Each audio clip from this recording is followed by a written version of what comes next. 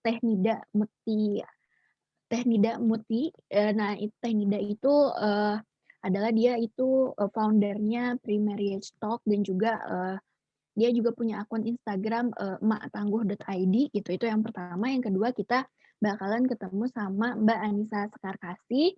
Dia adalah seorang, seorang pegiat gitu, pegiat di ekonomi syariah. Dia juga menggeluti syariah financial planning, syariah investment, personal and family financial planning, dan juga, financial technology, gitu deh. Oke, udah jam 8 nih, harusnya sih kita udah bisa langsung mulai. Cuman, kita cek dulu, eee, ke panitia kalau Teh Nidanya udah masuk, Teh? Bentar kita cek dulu ya, Teh Nidanya udah ada belum? Udah, Kak.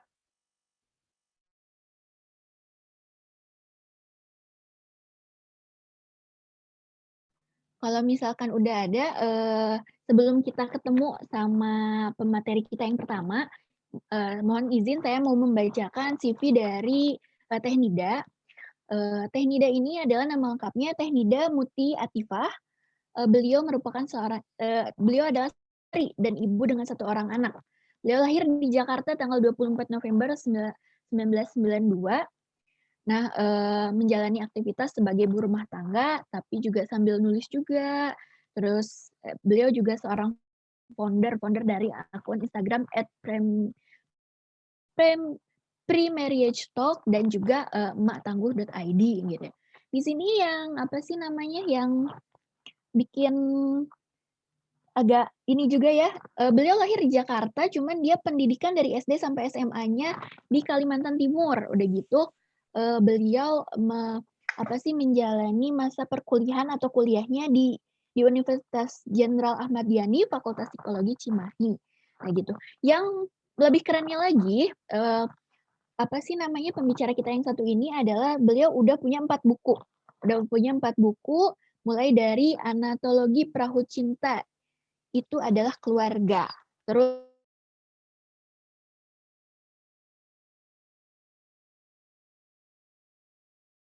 2021 ini adalah beliau ngeluarin, buku yang berjudul Menjaga Hati Menjemput Jodoh Sejati. Masya Allah.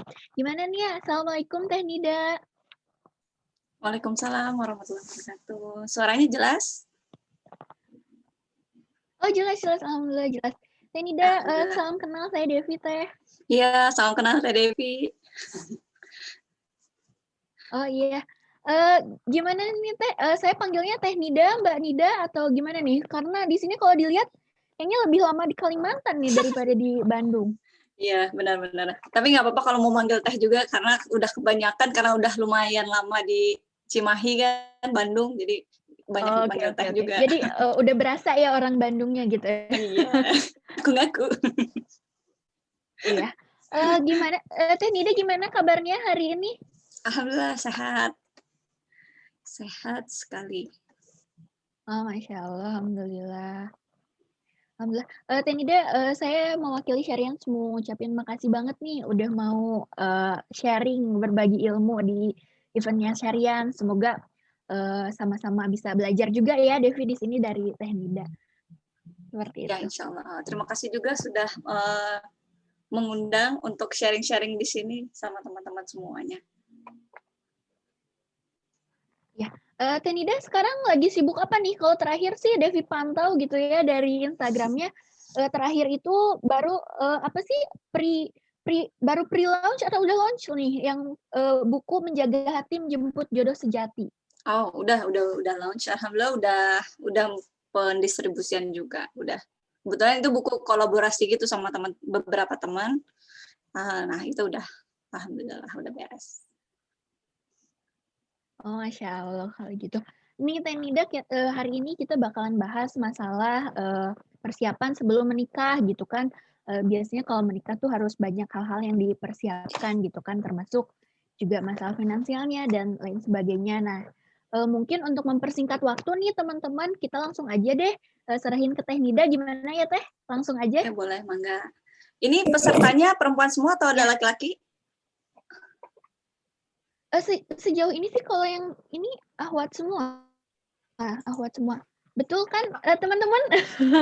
Ahwat semua Ada ya? Kak, ada Terakhir Ikhwannya. ini sih ahwat Oh, semua. ada Oh, laki-laki. ada Ikhwan ya? Oke, Oh oke. iya benar nih ada. Oke, berarti nanti insya Allah saya sesuaikan.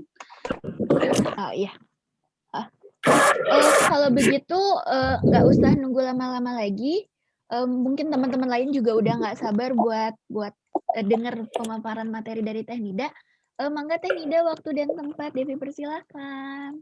Ya, terima kasih Teh Devi. Ini nanti mohon dikabari ya kalau misalnya ternyata jaringannya kurang bagus. Ini slide-nya apakah sudah masuk? Ya, udah Teh, udah muncul. Oke. Oh iya, kalau boleh minta tolong di mute untuk yang lainnya, soalnya suaranya mantul gitu, jadi agak mengganggu. Oh iya. Siap. Ya, saya buka ya. Bismillahirrahmanirrahim. Assalamualaikum warahmatullahi wabarakatuh.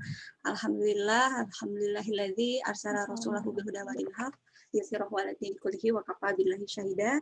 Asyhadu an la ilaha illallah wa asyhadu anna Muhammadan abduhu wa rasuluh. Rabbi shrah sadri wa yassir li amri wahlul 'uqdatam min lisani yafqahu qawli. Ya, sebelumnya saya ucapkan terima kasih dulu buat teman-teman dari Syarian telah mengundang saya untuk sharing terkait ini. Karena kebetulan sebelum-sebelumnya baru sharing di Instagram di Primaries Talk aja gitu ya.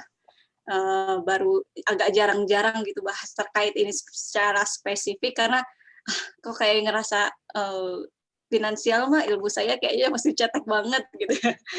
Tapi mungkin kalau terkait selain teknis, insya Allah saya lumayan bisa untuk menyampaikan. Oke, mungkin langsung aja ya saya bahas. Sebentar, ya. Nah, mungkin dari sini dulu. Ada yang pernah lihat tagar ini mungkin? Kalau teman-teman follow di Instagram Privilege Talk mungkin ngelihat ya. Di bio-nya itu ada tagar nikah pakai persiapan.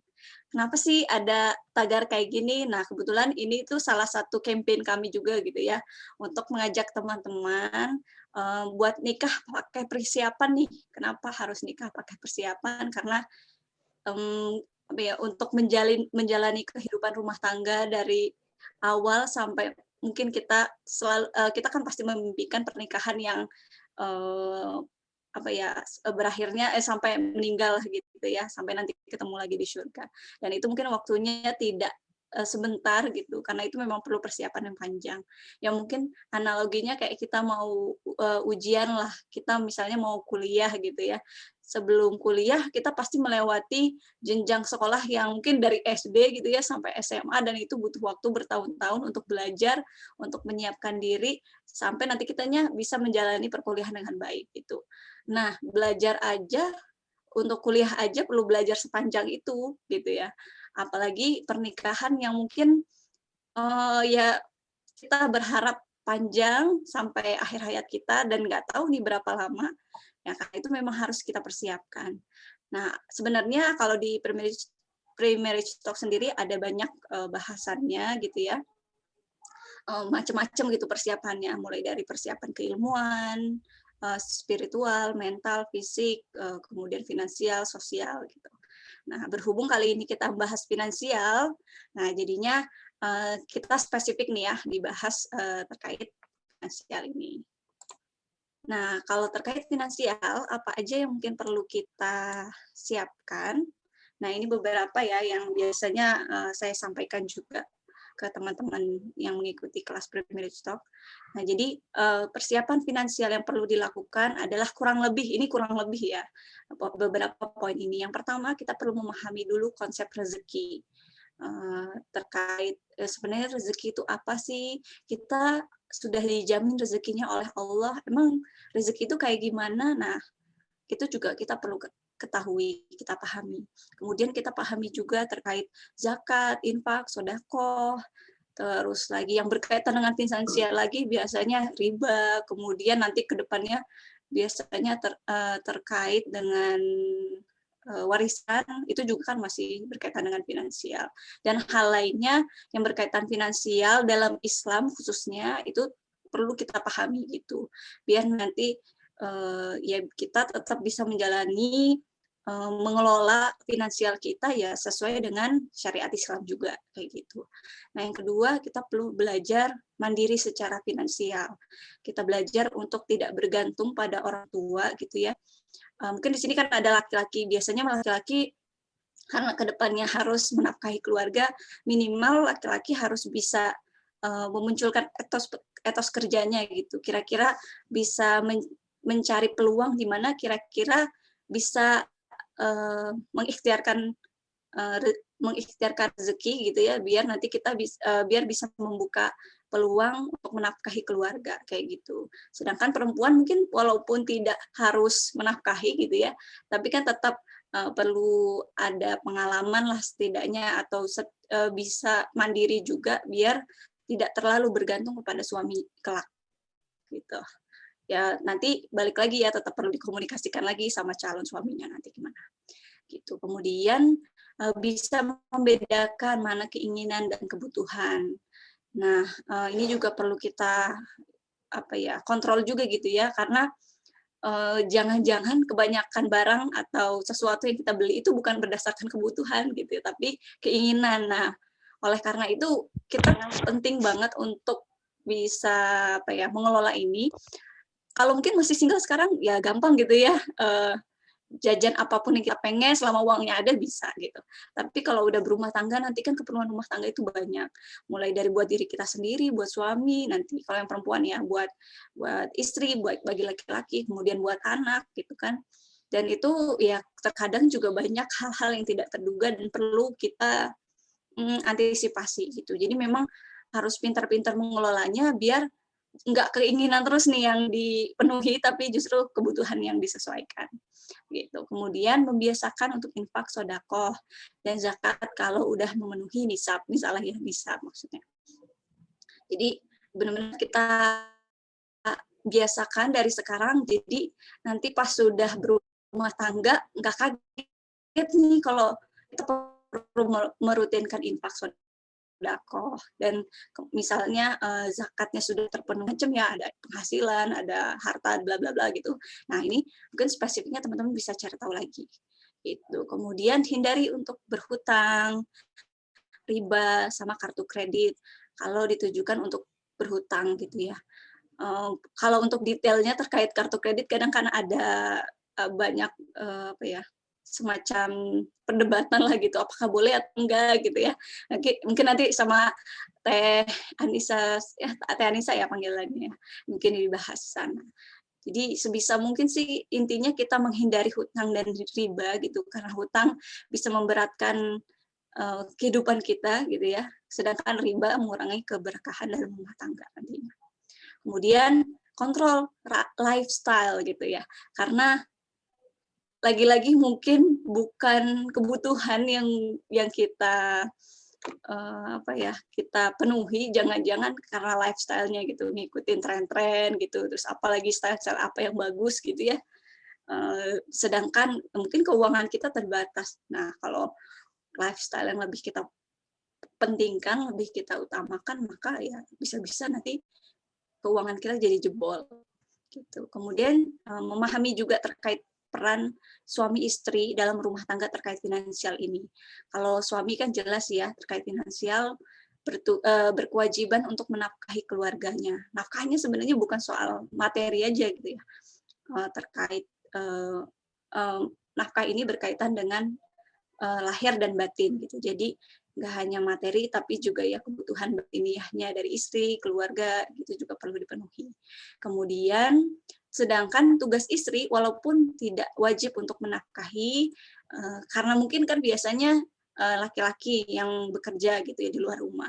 Nah, biasanya seorang istri bertugas sebagai manajer keuangan rumah tangga gitu. Jadi perlu bisa mengelola nih gimana caranya mengelola keuangan rumah tangga dengan sebaik mungkin biar nggak jebol kemana-mana gitu. Nah, kalaupun nanti pada akhirnya seorang istri bekerja dan membantu keuangan rumah tangga, membantu tugasnya suami lah ibaratnya gitu ya, maka itu akan terhitung sebagai sedekah gitu. Jadi bukan berarti ketika istri bekerja itu berarti dia menafkahi keluarga, padahal itu sebenarnya sedekah.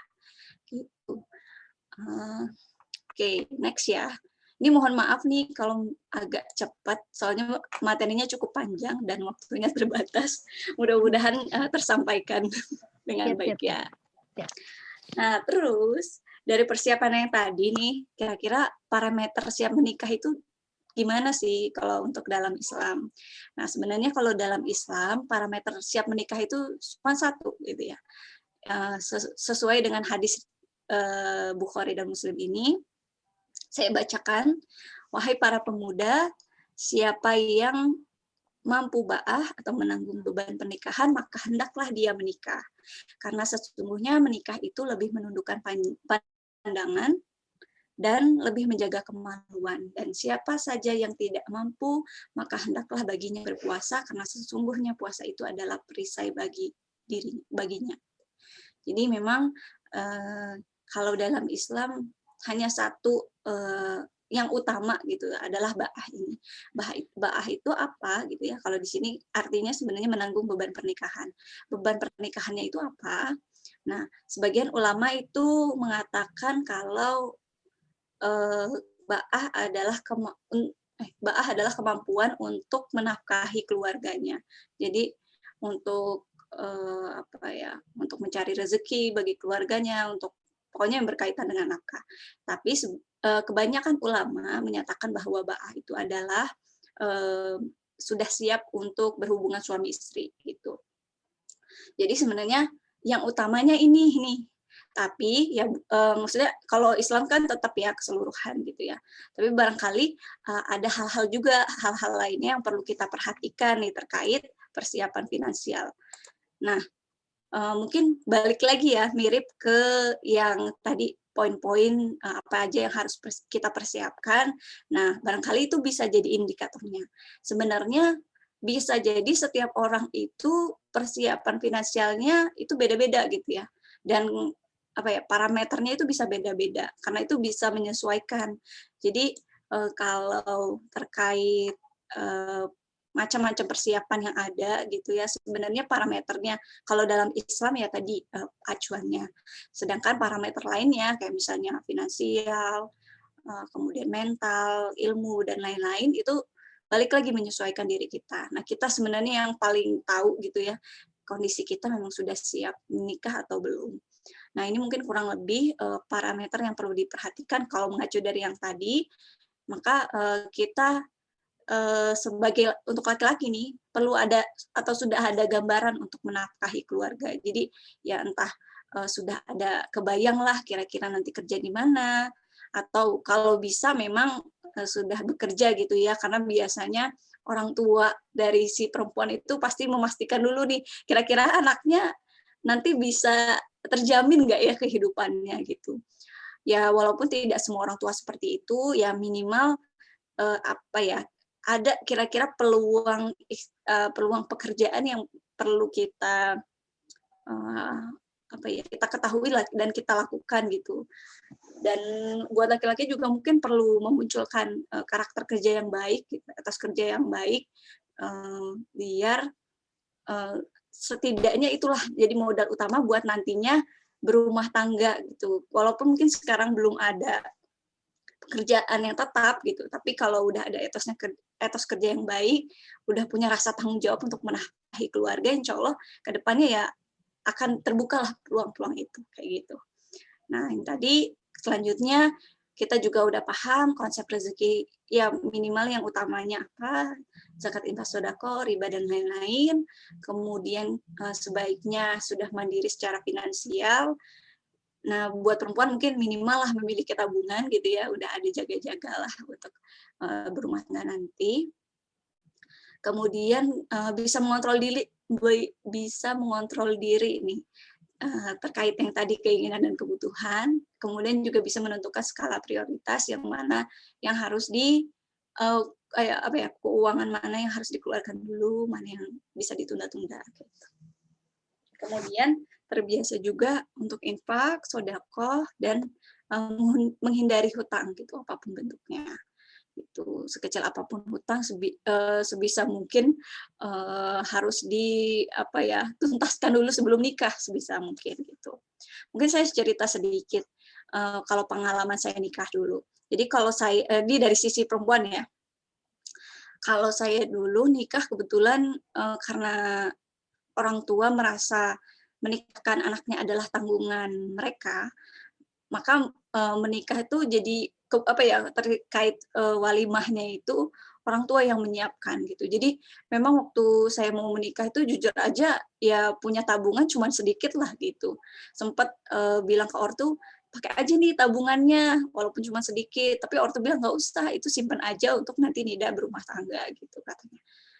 Jadi dari sana saya coba mengambil kesimpulan kalau mungkin orang tua saya merasa memang bertanggung jawab lah untuk istilahnya amanah terakhir gitu ya untuk menikahi anaknya gitu ya. Makanya kebutuhan finansial semua ditanggung, kebutuhan untuk walimah itu semua sama orang tua saya. Calon suami dulu juga ini membantu gitu ya. Jadi nggak bagi dua sih, tapi setidaknya membantu karena menyesuaikan gitu. Dan itu balik lagi ya, tiap orang tua, tiap keluarga tuh beda gitu ya. Kalau saya alhamdulillah gitu ya, karena memang sejak awal udah bilang, Nida mau nikah nih di waktu dulu pengen nikah di tahun 2016, tapi nggak tahu jodohnya siapa gitu ya. Ternyata ya qadarullah benar Allah tunjukkan gitu setelah ortu bilang, ya udah insya Allah boleh gitu. Mungkin tabungan pernikahannya juga udah, untuk menikahkan anaknya udah ada gitu ya. Jadi alhamdulillah gitu sama orang tua. Nah kalau dari laki-laki, dari sudut pandang suami gitu ya, suami itu dulu dia punya cita-cita ketika dia nikah harus punya rumah. Kenapa? Karena ya minimal ngontrak lah atau apa gitu. Pokoknya kalau nikah itu nggak mau tinggalnya sama mertua ataupun orang tua. Kenapa? Karena beliau merasakan gitu ya, kalau kita nginep di orang lain aja agak kagok gitu ya, agak segan gitu ya. Nah, apalagi kalau misalnya misalnya saya gitu tinggal di rumah mertua atau suami tinggal di mertuanya, itu kan pasti akan nggak nyaman. Makanya berpikir kayaknya yang memang harus punya rumah sendiri gitu, benar-benar membangun sendiri itu. Dulu suami pengennya sih nikah di 25-an lah gitu ya. Cuma qadarullah ya ternyata baru di usia 31 kalau nggak salah baru menikah. Dan itu Masya Allah ya kalau saya lihat mungkin memang karena laki-laki itu punya tanggung jawab untuk menafkahi keluarga gitu ya. Jadi beliau benar-benar sebelum nikah itu kerja keras, keras-kerasnya gitu ya, sampai sakit juga ceritanya gitu. Beliau ya benar-benar mengusahakan biar sebelum nikah itu udah ada rumah kayak gitu. Selain itu juga udah banyak nabung gitu. Dan yang menariknya gitu ya, saya salutnya dari suami itu, Masya Allah kayak untuk infak sodakohnya gitu benar-benar sudah tertata rapi gitu. Jadi setiap bulannya ada disisihkan khusus gitu. Masya Allah mungkin itu yang menjadi bantuan gitu dari Allah sampai akhirnya beliau bisa mewujudkan impiannya itu sebelum nikah gitu. Itu mungkin sedikit sharing dari saya ya. Masya Allah sekali. Ya mangga Teh dilanjut. Oke. Nah, selanjutnya kita bahas terkait konsep rezeki dalam Islam. Mungkin terkait konsep rezeki ini luas banget ya. Dan teman-teman mungkin bisa belajar ini lebih banyak pada ustadz-ustazah yang lainnya yang lebih mendalami hal ini, dan saya akan bahas beberapa poin yang mungkin paling relate lah gitu untuk bahasan kali ini. Gitu. Nah, ini kurang lebih konsep rezeki dalam Islam. Yang pertama, bahwa sebenarnya rezeki itu sudah ditentukan oleh Allah gitu. Karena Allah menciptakan kita gitu. Jadi ibaratnya Allah itu bertanggung jawab gitu ya, memberi rezeki kepada hambanya karena Allah sudah menciptakan gitu. Jadi sebenarnya kita nggak perlu khawatir gitu bahwa Allah sudah menentukan nih jatah rezeki kita masing-masing gitu. Nah, tinggal kitanya percaya nggak nih Allah sudah menjamin rezeki kita gitu. Kemudian yang kedua, rezeki itu tidak hanya berbentuk uang atau harta. Nah, perlu kita pahami dulu bahwa rezeki itu ya memang nggak berbentuk materi aja gitu. Tapi ketika kita diberikan kesehatan, kemudian misalnya pasangan yang baik, lingkungan yang baik, kita dimudahkan untuk berasa syukur gitu, itu sebenarnya rezeki dari Allah juga yang mungkin tidak tampak gitu tapi bisa kita rasakan. Kemudian rezeki itu juga harus diikhtiarkan gitu. Jadi ya walaupun kita sudah ditentukan rezekinya, tetapi ada ada hal-hal yang perlu kita ikhtiarkan juga gitu. Kita kayak perlu mencari pintu mana nih yang perlu kita yang perlu kita perjuangkan gitu biar kita dapatkan benar-benar Allah berikan kayak gitu. Nah, kemudian dalam mengikhtiarkan rezeki kita perlu meluruskan niat gitu ya. Karena sebenarnya ketika kita berikhtiar gitu ya, rezekinya udah diatur nih sama Allah. Tinggal ikhtiarnya itu. Ketika kita melakukan ikhtiar itu maka bernilai ibadah. Makanya saya sempat nonton sebuah video ceramah gitu ya. Ustadznya itu bilang, saya mungkin kalau tidak meyakini bahwa saya harus mengikhtiarkan, saya nggak akan kerja gitu ya. Karena saya yakin kalau rezeki anak anak istri, dan dirinya sendiri itu pasti ada, walaupun beliau jadi marbot gitu ya. Pasti nanti tiap hari ada rezeki bisa makan gitu, beliau pikir gitu. Tapi masalahnya ikhtiar itu adalah bentuk ibadah kita kepada Allah gitu. Maka ketika kita tidak ikhtiar, maka ya bisa jadi sebagai laki-laki akan berdosa karena nggak melakukan ikhtiar. Makanya ketika seorang suami itu mengikhtiarkan nafkah untuk keluarganya, maka itu akan bernilai ibadah gitu ya. Masya Allah ya, seluar biasa itu. Nah, kemudian untuk apa uang atau harta kita dipergunakan? Nah, itu kelak akan kita pertanggungjawabkan. Makanya gunakan dengan sebaik mungkin gitu ya, sebijak mungkin, dan sebisa mungkin memang harus bermanfaat gitu ya, biar uangnya harta kita, rezeki kita tuh jadi semakin berkah. Dan karena itu dari Allah, maka Allah juga punya kuasa untuk mengambil titipan gitu. Ibaratnya kan rezeki juga, apapun yang kita dapatkan itu termasuk diri kita itu kan titipan juga ya dari Allah. Dan kapanpun Allah bisa mengambilnya. Kemudian, ketika kita mengikhtiarkan rezeki, tujuannya jangan mengejar cuan semata gitu ya, melainkan keberkahan dari Allah gitu. Karena memang mungkin kalau kita mengejar keuntungan itu sampai kapanpun akan kurang terus gitu. Tapi ketika kita mengejar keberkahan dari Allah, ketika memang dapatnya segitu, ya udah alhamdulillah bisa dapat segitu. Mudah-mudahan berkah, semoga ya cukup untuk kebutuhan rumah tangga gitu. Nah, bagaimana biar berkah? Nah, kita perlu menyebutnya sesuai syariat dan yang melakukan dengan halal dan thayyib. Waktunya berapa lama lagi Teh? 5 menit lagi Teh. Oke. Ya. Sepanjang ya. Saya coba percepat ya. Ya, Kemudian dan yang terakhir, Allah itu akan mencukupkan hambanya yang menikah gitu. Jadi kita perlu meyakini bahwa Allah pasti akan memenuhi kebutuhan kita. Ada di surah An-Nisa ayat 32 kalau nggak salah. Jadi Jadi Allah berfirman di ayatnya itu, ketika kita miskin, insya Allah akan Allah mampukan dengan karunia-Nya gitu. Dulu waktu saya ikut kelas pranikah sampai sempat ditanya gitu sama ustaznya, kalian yakin nggak Allah sudah menjamin rezeki gitu? Yang lain pada bilang yakin gitu. Terus kenapa nggak yakin kalau kalian akan dicukupi setelah menikah gitu? Wah, jauh banget itu. Nah itu, jadi mungkin kita perlu mengulang lagi untuk meyakini diri bahwa ya memang Allah akan memenuhi kebutuhan kita ketika sudah menikah nanti. Oke, saya next ya, saya percepat. Terus bagaimana menghadapi rasa khawatir kekurangan rezeki pasca nikah dan bagaimana menyikapi pendapatan calon pasangan yang pas-pasan. Nah, mungkin ada beberapa tips dari saya. Yang pertama, kita perlu meyakini diri dulu. Diulang lagi, apa ya, dicamkan baik-baik dalam diri kita, dalam hati, dalam pikiran, bahwa Allah akan mencukupi kebutuhan rumah tangga kita, gitu. Yang penting kita ikhtiar aja terus, gitu. Kemudian rezeki sebelum dan sesudah nikah itu bisa jadi beda, gitu.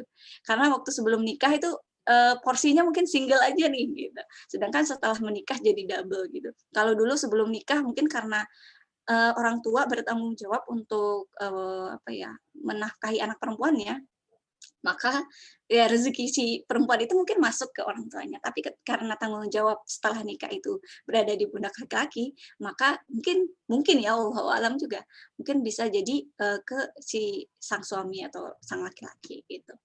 Nah nah untuk perempuan nih, mungkin perlu cek bagaimana karakter kerja kalau, calon pasangan gitu. Apakah dia ya tadi etos kerjanya baik, kemudian jujur, pekerja keras, dan lain-lainnya. Nah, mungkin laki-laki nih harus, semakin mengikhtiarkan memiliki etos kerja yang baik juga gitu. Kemudian ikhtiarkan dengan, ini khusus perempuan juga sih, enggak, tapi laki-laki juga bisa.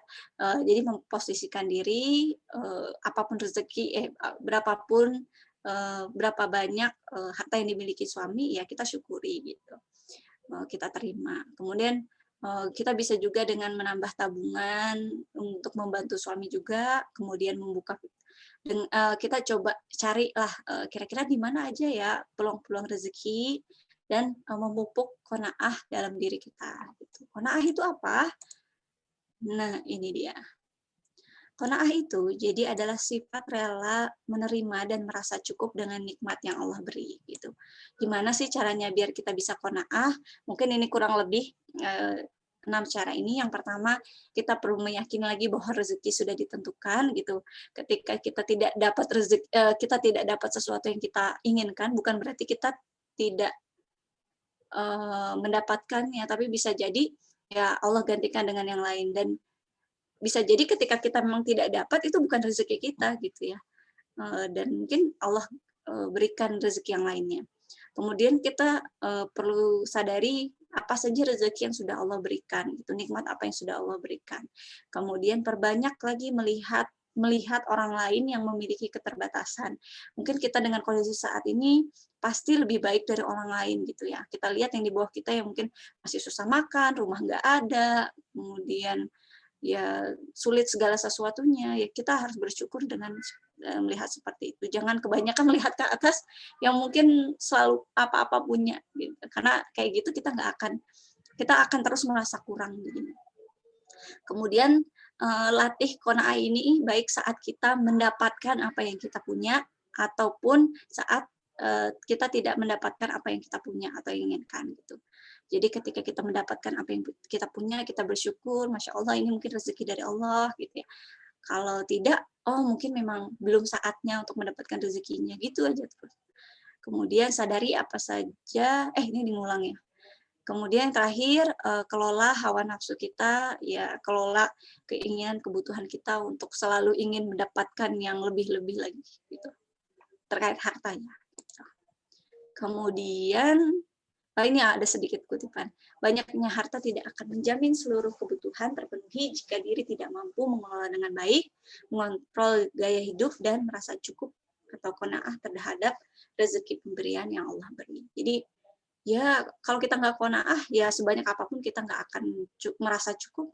Tapi dengan qanaah, insya Allah sedikit pun harta yang kita miliki, insya Allah itu akan terasa cukup gitu ya. Kemudian, nah ini beberapa poin terakhir. Nah, pertanyaan terkait finansial apa yang perlu ditanyakan sebelum nikah? Nah, mungkin kalau teman-teman melalui proses ta'aruf, nanti di saat proses nazor itu bisa ditanyakan terkait hal ini. Jadi kayak ditanyakan lebih mendalam gitu ya. Mungkin awalnya sudah ada kebayang dari CV-nya gitu. Nah, pas nazar itu kita tanyakan beberapa hal ini. Yang pertama, tanyakan terkait tujuan finansial jangka pendek dan jangka panjang. Kemudian ada nggak tanggungan dalam keluarga? Untuk calon suami juga bisa menanyakan gitu, karena perlu dibayangkan nih kira-kira nanti harus membantu istrinya apa ya, membantu istri untuk memberikan bagaimana ya, kalau misalnya istri ada tanggungan, ya perlu dibantu juga atau enggak nih, misalnya kayak gitu. Kemudian dari mana sumber dana pernikahan nanti?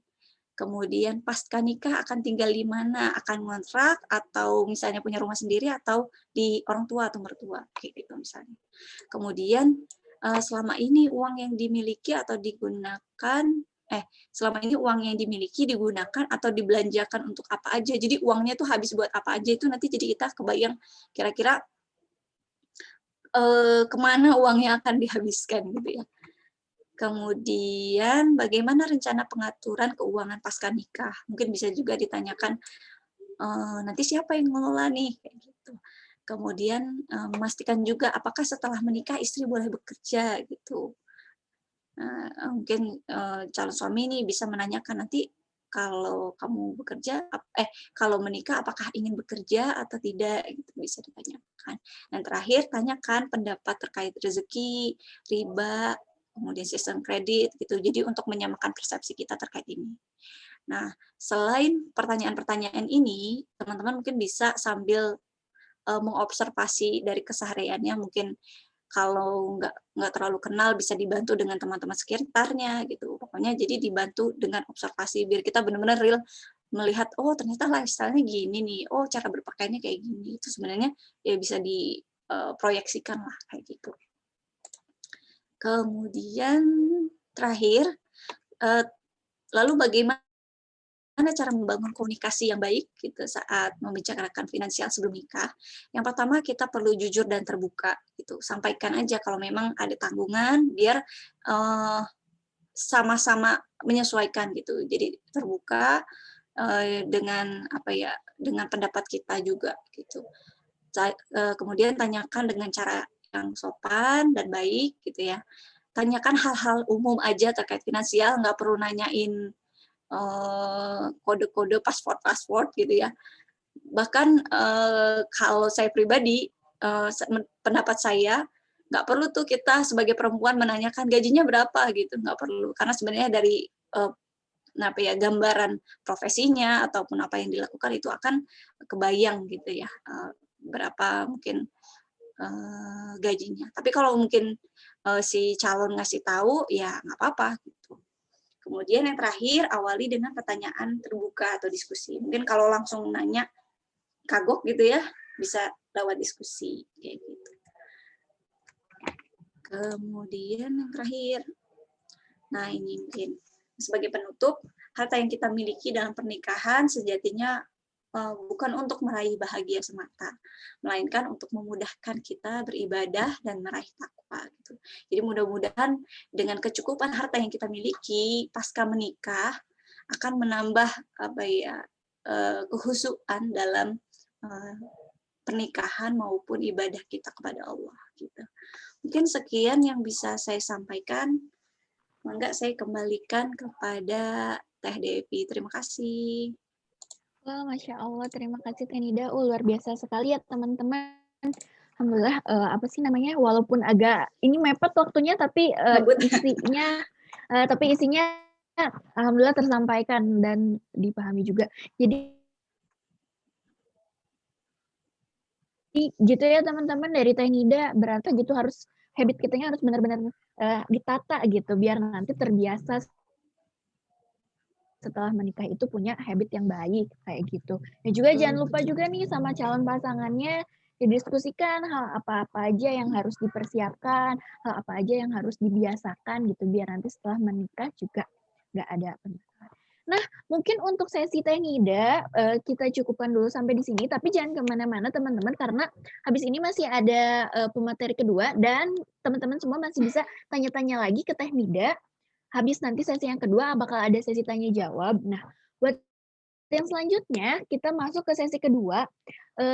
Tadi kita udah ngomongin nih masalah kalau misalkan persiapan pernikahan itu apa aja, terus secara kebiasaan kita yang harus dibentuk apa, yang harus dipertanyakan sama calon pasangan apa, perannya sebagai suami dan sebagai istri itu apa. Nah, sekarang kita mau tahu nih gimana sih cara achieve-nya gitu. Gimana cara cara tahunya kan kalau tadi, prinsip-prinsipnya nih. Nah, ikhtiarnya tuh kayak gimana? Nah, buat tahu itu kita bakalan, eee diskusi sama pemateri kita yang kedua. Nah, sebelum kita masuk ke pemateri yang kedua, mohon izin saya membacakan dulu dari kurikulum vitae-nya dari Mbak Anissa Sekar Kasih.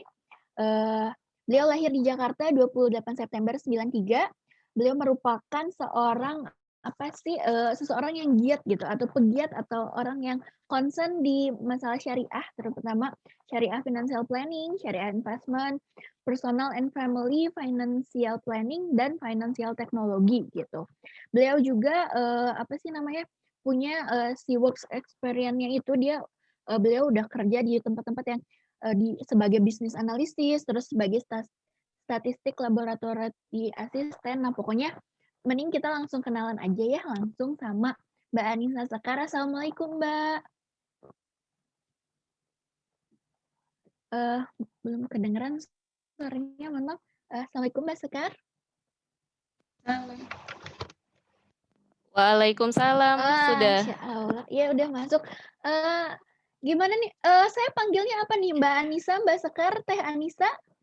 Kakak Sekar aja. Oh, Kak Sekar, siap. Kak Sekar, salam kenal Kak Sekar, saya Devi. Salam kenal juga, Teh Devi.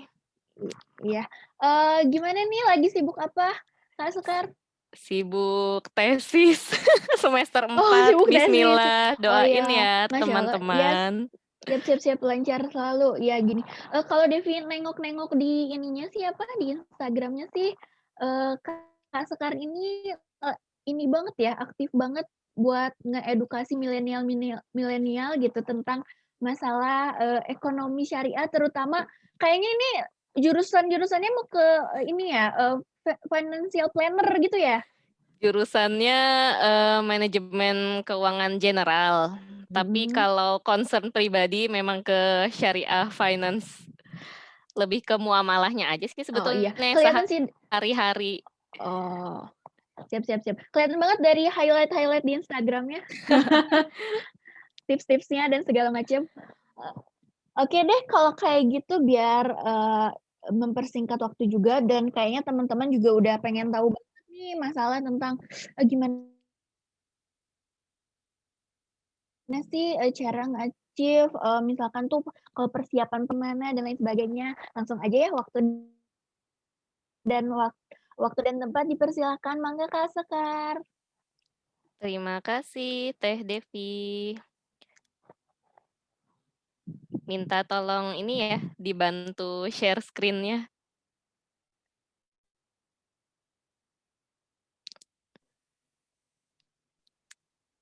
Share screen. Suara sudah masuk kan ya? Suara sudah masuk, suara udah oke? Bentar, Kak.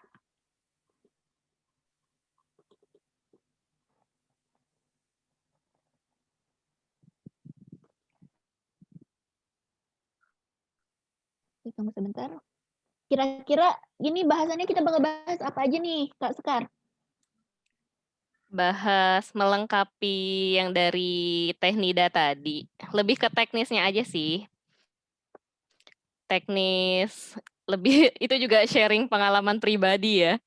Biasanya pengalaman itu lebih mengajari kita banyak hal daripada teori-teori. Oh iya, bener. Oh, guru terbaik itu pengalaman gitu ya kayaknya?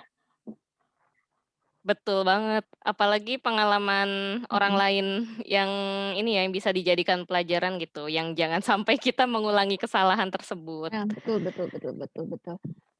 Dari pengalaman, gimana, Belum ya slide-nya ya? belum ya? Masih belum. Atau dari aku aja?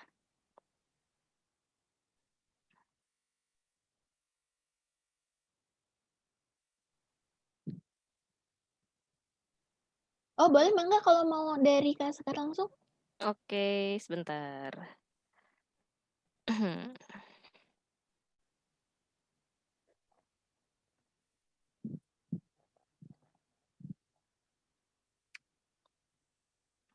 Sudah masuk belum ya? Udah, alhamdulillah udah Sudah muncul. ya? Oke, bismillahirrahmanirrahim. Assalamualaikum warahmatullahi wabarakatuh. Waalaikumsalam warahmatullahi wabarakatuh. In Wabarakatuh. Wabarakatuh. Makasih teman-teman Syarians dan teman-teman yang sudah meluangkan waktu buat sama-sama belajar di sini. Saya langsung agak mempercepat aja ya, biar nanti teman-teman bisa lebih banyak tanya jawab gitu.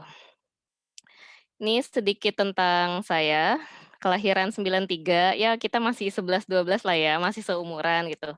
Dulu saya kuliah di Statistika Brawijaya, Malang. Ada yang dari Malang kah di sini? Tahun 2011 sampai 2015. Kemudian jeda waktu 4 tahun sambil bekerja, sambil mengumpulkan pundi-pundi, juga sambil mencari beasiswa. Kemudian mulai kuliah lagi tahun 2019 dan sekarang lagi semester akhir, lagi menyelesaikan tesis. Mengerjakan sih, belum menyelesaikan, mohon doanya. Ini saya selalu mencantumkan disclaimer ini di bawah bahwa saya bukanlah ustazah, juga bukan seorang certified financial planner gitu. Hanya suka belajar dan sharing hal-hal yang sudah dipraktekkan. Karena memang itu salah satu concern pribadi saya sih sebetulnya, lebih ke ini aja, keingintahuan pribadi gitu awalnya.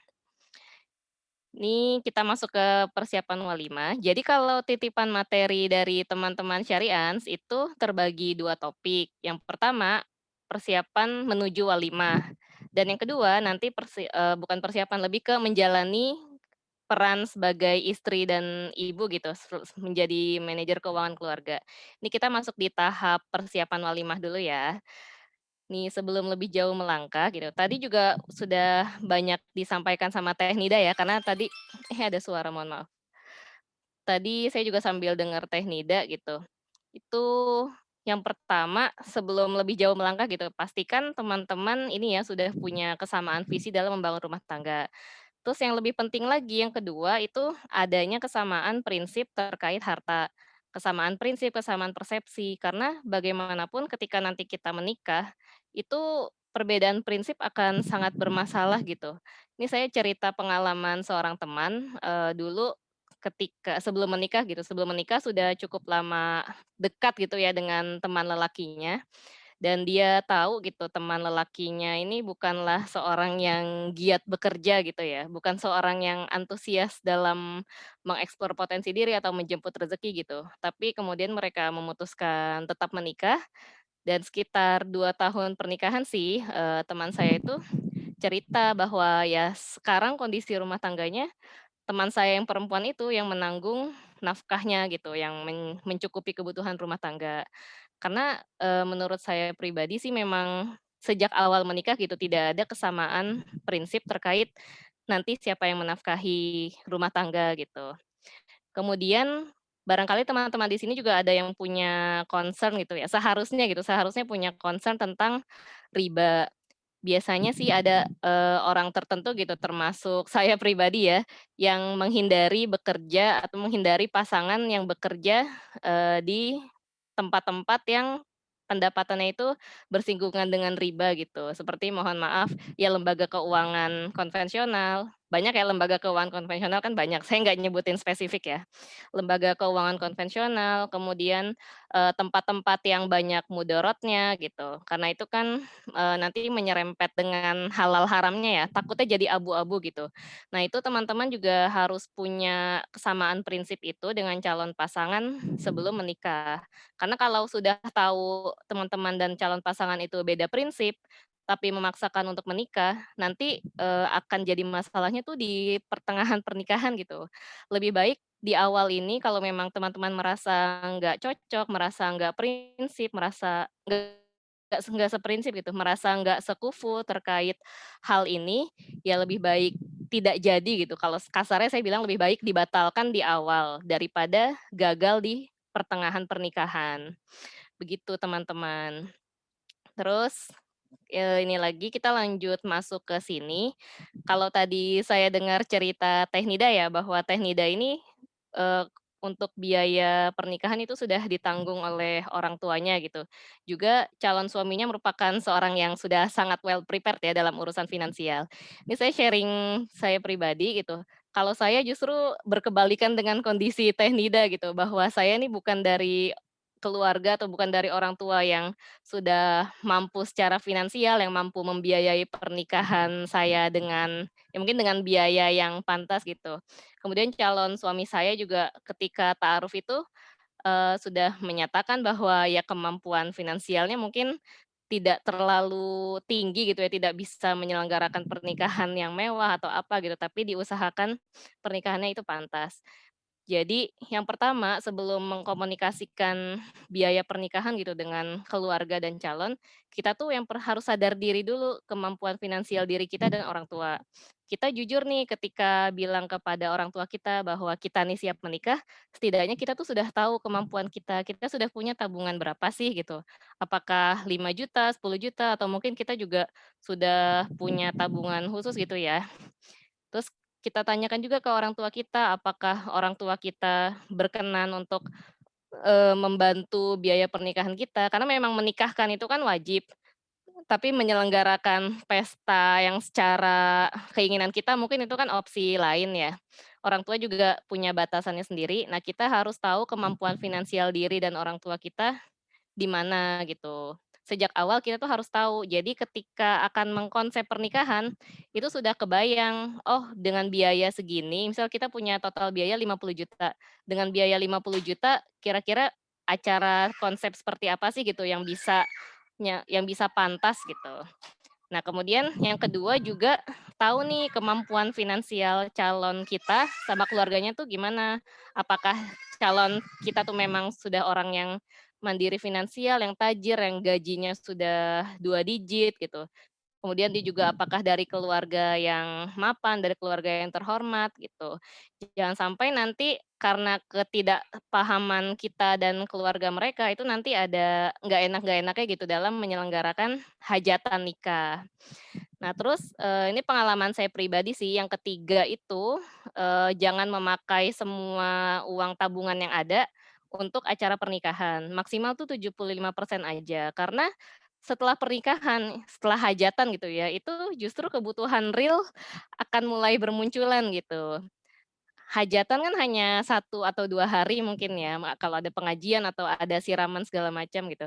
Tapi kehidupan setelah nikah itu yang akan butuh banyak biaya.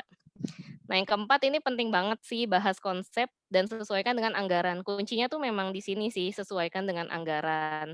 Kalau sejak awal ya kita tahu nih budget kita dan pasangan misal cuma ada 50 juta, yaitu diatur dengan baik supaya kebutuhan yang penting-penting tuh terpenuhi dan kebutuhan-kebutuhan yang nggak terlalu penting seperti mungkin seragaman bridesmaids atau apa itu bisa dihilangkan sejak awal. Dan terus kalau yang kelima ini poin lebih ke ini sih, kenyamanan komunikasi. Lebih baik ketika membicarakan tentang budget, itu tidak lewat teks ya, tidak lewat WhatsApp gitu. Takutnya ada salah tafsir gitu. Lebih baik secara langsung kalau bisa gitu, tapi di masa corona ini ya setidaknya lewat telepon lah gitu. Kalau bisa sih memang jangan jangan hanya lewat teks ya, nanti jadi ada persepsi yang macam-macam. Nah, terus juga titipan saya gitu, ini yang saya juga lakukan sih, yang membahas budget itu nggak hanya orang tua, tapi justru kita gitu yang aktif terlibat, yang aktif mengatur kira-kira acara seperti apa sih yang bisa sesuai budget gitu. Nah, ini prinsip yang baiknya sih ditekankan gitu, saling terbuka antar keluarga dan jangan memaksakan. Seperti misalnya, ada adat tertentu ya yang, mengharuskan ada uang mahar di awal atau mungkin ya karena adat istiadat aja sih gitu. Kalaupun memang uang itu harus ada gitu, barangkali ketika kita mengetahui calon kita nih bukan dari orang yang mapan gitu, itu bisa disederhanakan.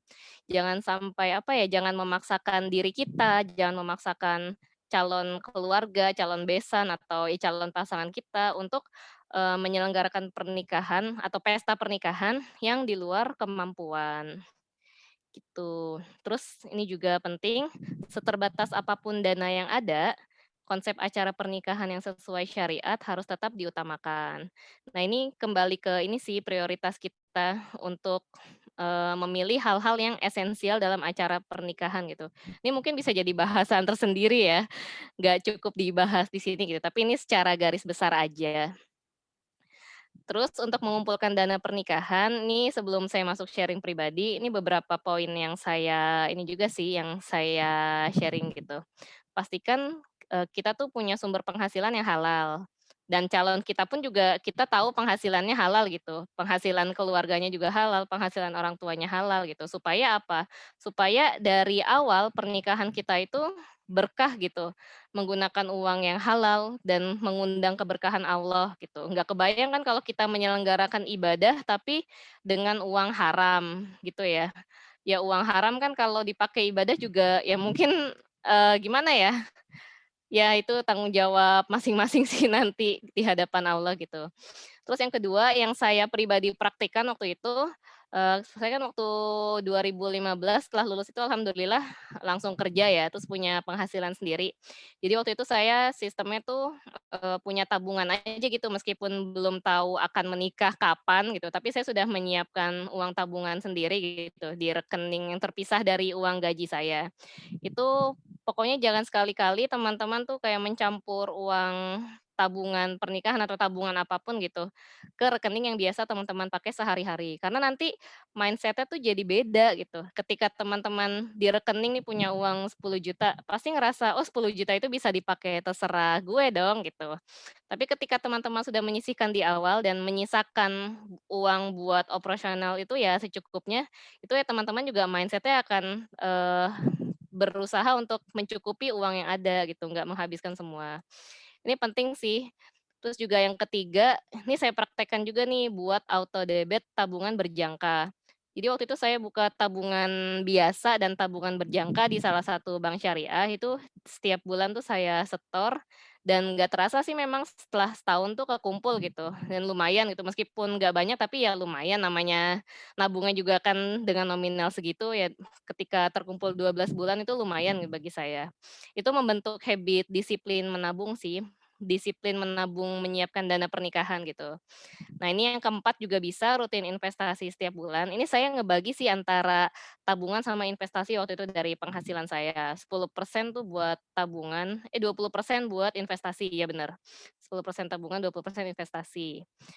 Nah ini nomor 5 tadi mirip-mirip yang nomor 2. Intinya teman-teman sih siapkan dana sendiri gitu ya, meskipun belum tahu nikahnya kapan gitu. Sama saya juga dulu kan belum tahu ya, tahun 2015 pokoknya saya udah mulai mengumpulkan uang tabungan gitu, meskipun nggak tahu nikahnya kapan, belum tahu nikahnya nanti sama siapa gitu, pokoknya ngumpulin aja dulu.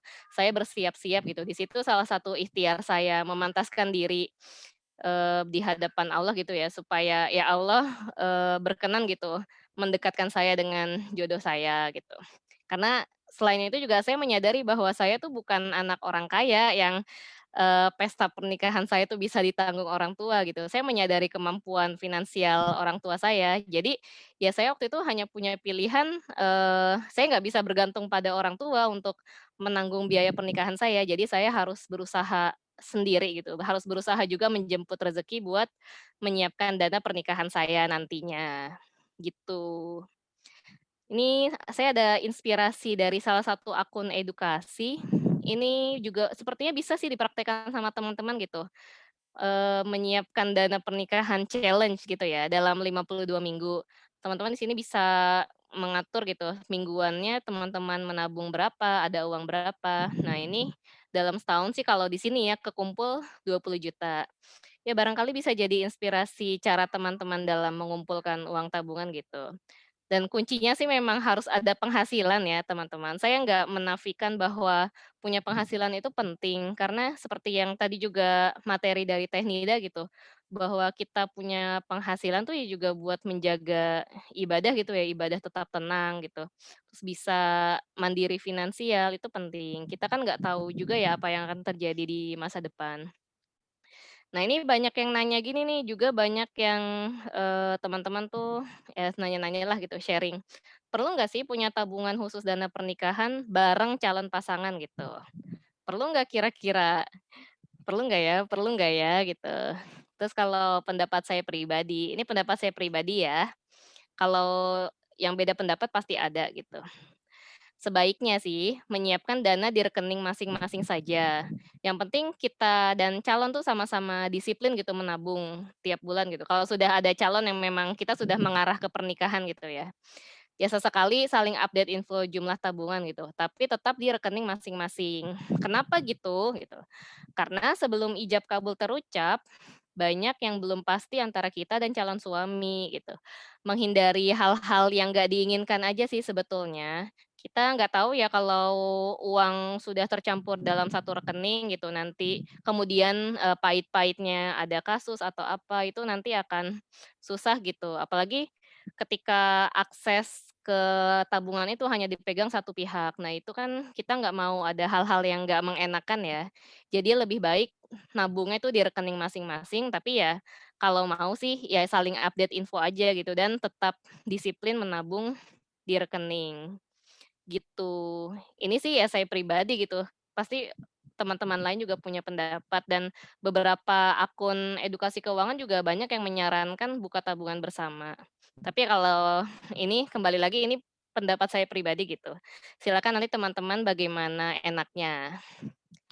Nah, ini suatu hikmah yang saya petik gitu di masa pandemi, bahwa momen pandemi adalah momen tepat gitu untuk menghilangkan hal-hal kurang substansial di hajatan pernikahan. Alias kita tuh sebetulnya bisa banget loh buat hemat di masa pandemi ini gitu dalam menyelenggarakan hajat nikah. Yang paling bisa dikurangi itu apa coba? Yang pertama jumlah tamu, iya nggak sih? Dari jumlah tamu berkurang aja itu tuh merembet ke berkurangnya jumlah undangan yang harus dicetak. Kemudian jumlah undangan yang berkurang juga merembet bisa mengurangi biaya catering. Padahal, teman-teman yang sudah pernah hajatan pasti ngerti ya bahwa biaya catering itu bisa memakan 50% sendiri gitu dari total biaya hajatan. Dan ketika biaya catering itu bisa dikurangi, itu sangat meringankan, penyelenggara acara gitu. Itu pengalaman saya pribadi sih. Seperti terus juga yang bisa dikurangi itu kayak bridesmaid, kayak acara bridal shower, kemudian acara tradisi-tradisi gitu mungkin di masa pandemi ini bisa dimaklumi sih kalau tidak diselenggarakan gitu, dan itu kita jadi bisa menghemat biaya pernikahan dan tentu lebih enak ya, jadi kita bisa punya lebih banyak dana buat hidup setelah pernikahan. Nah, ini suatu quotes dari saya lagi gitu, hajatan pernikahan yang berkesan tidak harus mahal, yang penting nyaman dan pantas gitu. Ini nyaman dan pantas kembali ke bagaimana teman-teman bisa mengatur uangnya sih, mengatur budget yang ada, bagaimana bisa menyesuaikan konsep dengan budget, bagaimana bisa memilih vendor yang menawarkan harga-harga terbaik gitu, dan pintar-pintar teman-teman dalam ya menyiasatilah berbagai perintilan persiapan nikah. Nah, ini juga suatu pengalaman nasehat juga sih, nasehat gitu. Nyambung dari Teknida juga. Kalau bisa kan kita menghindari hutang ya. Nah, ini buatlah momen awal berumah tangga lebih tenang dan menyenangkan tanpa sisa utang hajatan. Dulu tahun 2018, 2019, ya teman-teman pasti mungkin ya kebanyakan itu sudah pernah mendengar salah satu akun edukasi yang sering sharing kasus di story gitu, yang itu jadi pembelajaran. Jadi pernah diangkat tuh kasus ketika orang hajatan itu, habis itu utangnya ternyata masih 1 miliar lebih dan dicicil selama 4 tahun tuh belum lunas gitu. Akhirnya ya jadi stres juga kan, jadi beban rumah tangga gitu, jadi hubungan tuh nggak enak antar pasangan sama keluarga itu malah jadi nggak enak gitu. Padahal seharusnya pernikahan itu benar-benar bisa menyatukan kita dengan pasangan, bisa menyatukan kita dengan keluarga pasangan, tanpa harus ada nggak enak karena utang hajatan ini gitu. Itu sih teman-teman pintar-pintar menyiasati budget yang ada. Nah, setelah pernikahan nih singkat cerita gitu ya, long story short, teman-teman sudah menikah. Setelah menikah nih, gimana sih gitu? Tadi juga disinggung sama Teh Nida di awal tentang nafkah, bahwa yang wajib menafkahi itu suami. Istri itu haknya dijamin loh untuk diberi nafkah gitu, baik dalam undang-undang gitu oleh negara, bahkan dalam Islam sendiri tuh sudah ada aturannya yang sudah banyak gitu. Apa yang dinafkahkan suami itu sebenarnya juga menjadi sedekah atas dirinya. Kemudian ketika istri ikut terlibat, itu nanti ada sih bahasannya masing-masing itu. Intinya yang wajib menafkahi itu suami. Nah, Ini juga banyak yang nanya, siapa yang sebaiknya jadi Menteri Keuangan Keluarga gitu. Kalau pendapat saya pribadi, tentu istri gitu ya, karena kita melihat ke aturan awalnya gitu, bahwa suami sudah berperan sebagai kepala rumah tangga, sebagai presiden rumah tangga. Biasanya ya kepala kan tugasnya ya mengatur gitu, mengatur strateginya, mengatur pembagian tugas, memantau gitu kan. Nah yang eksekusi, yang memikirkan detail-detailnya itu menteri gitu, alias istri. Poin yang kedua nih juga yang sering sebetulnya banyak perempuan tuh merasa minder gitu. Nggak masalah sebetulnya kalau istri tuh ngerasa masih sering boros, masih kurang paham investasi, atau kurang paham tentang keuangan. Yang penting tuh ada keinginan untuk belajar. Dari suami juga yang penting sih menaruh kepercayaan gitu, memberi kepercayaan kepada istri buat mengelola keuangan rumah tangga. Dan yang terakhir sih ini demi keseimbangan fitrah dan peran. Karena masing-masing suami dan istri itu sudah ada fitrah dan perannya masing-masing. Apa sih gitu menjadi istri dan menteri keuangan keluarga, ternyata ya itu tuh suatu yang kita pertanggungjawabkan kepada suami dan Allah gitu.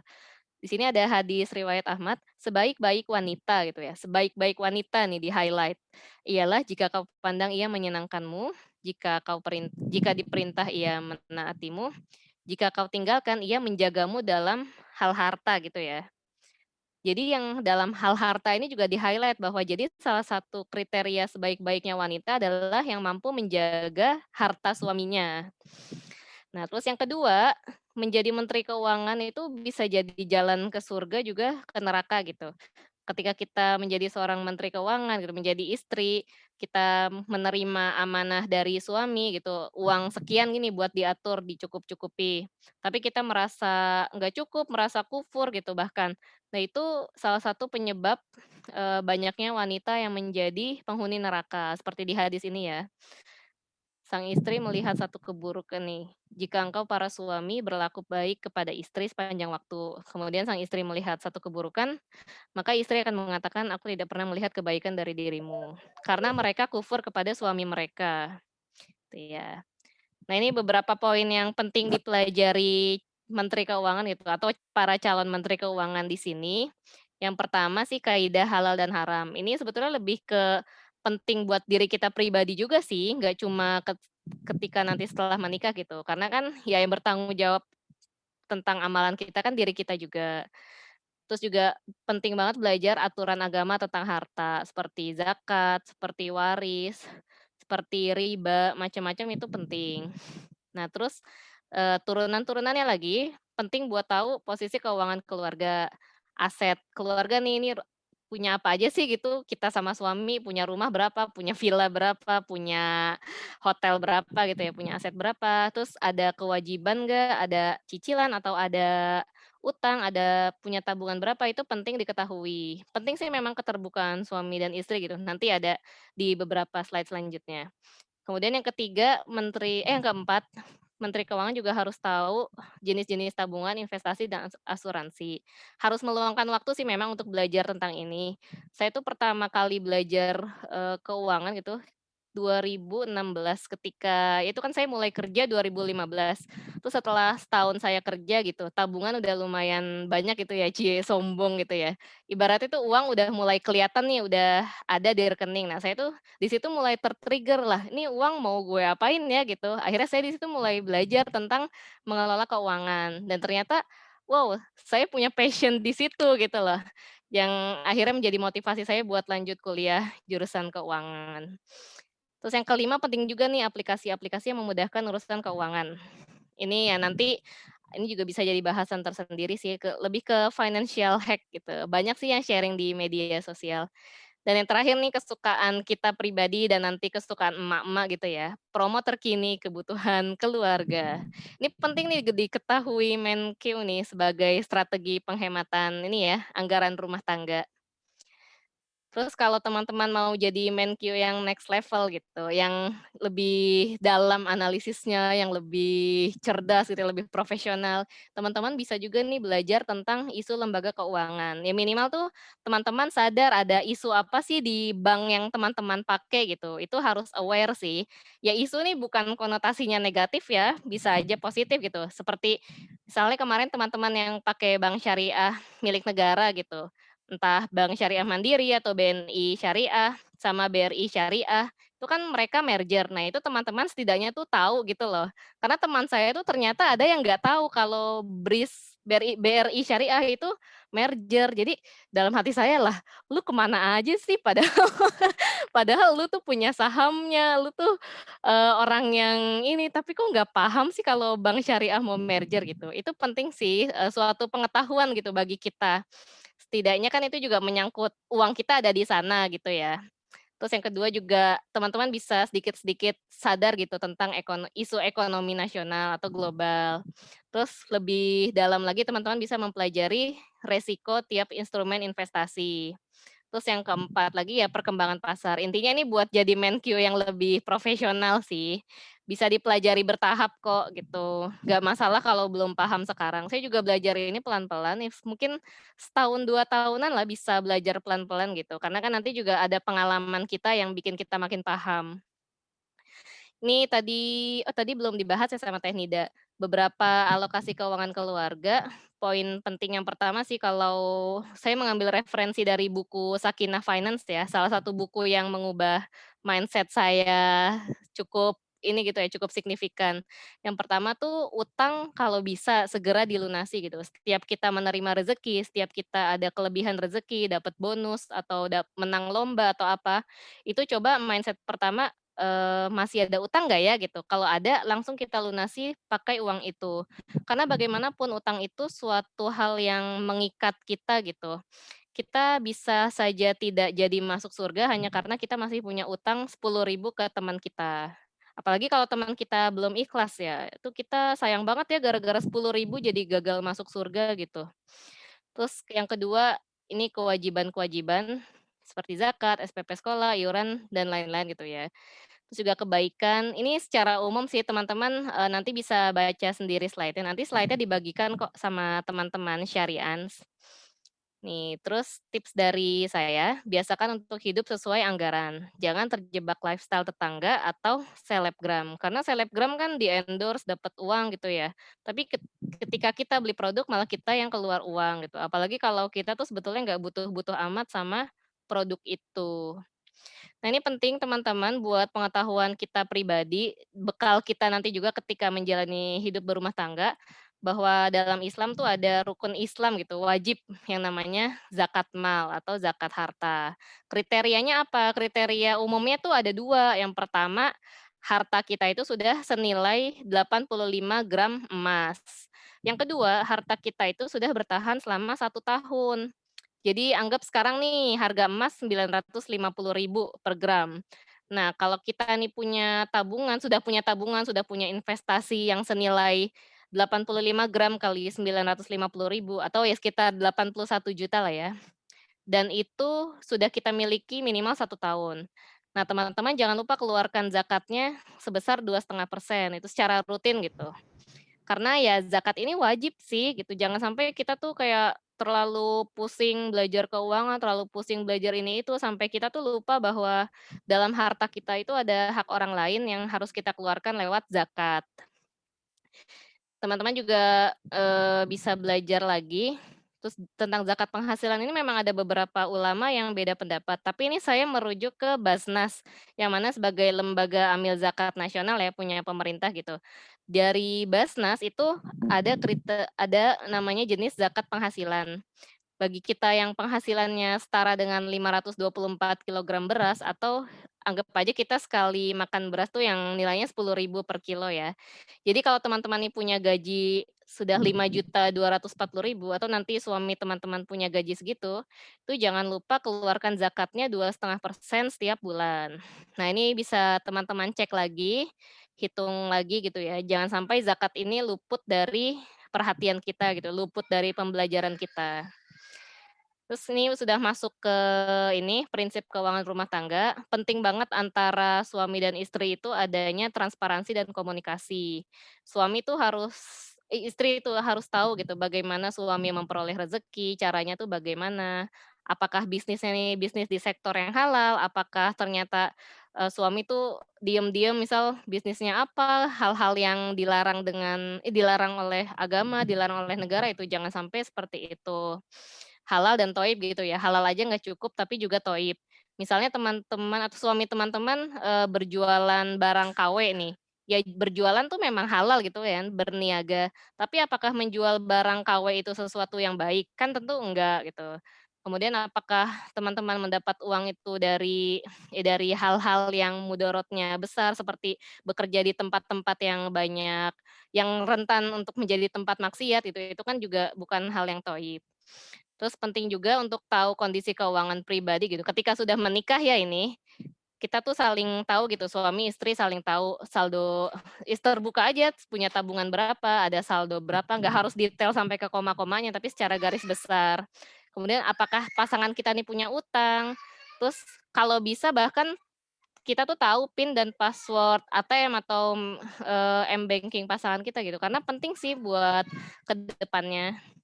Nah, ini apakah juga ada kondisi tertentu yang ditanggung oleh pasangan kita gitu sebagai sandwich generation atau apa gitu. Pentingnya buat apa? Buat nanti menghitung zakat. Nah, ini salah satu yang saya lakukan juga, bikin catatan, di media apapun gitu yang teman-teman mau, tentang ini, tentang ini sih akun bank, akun investasi antara teman-teman dan pasangan. Milik berdua ya, nggak cuma salah satu gitu. Buat apa ya, buat arsip keluarga gitu, buat rahasia keluarga.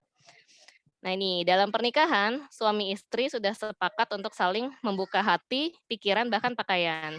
Masa masih nggak mau terbuka tentang keuangan gitu? Kalau kita nggak terbuka pada pasangan kita, lalu kepada siapa gitu ya?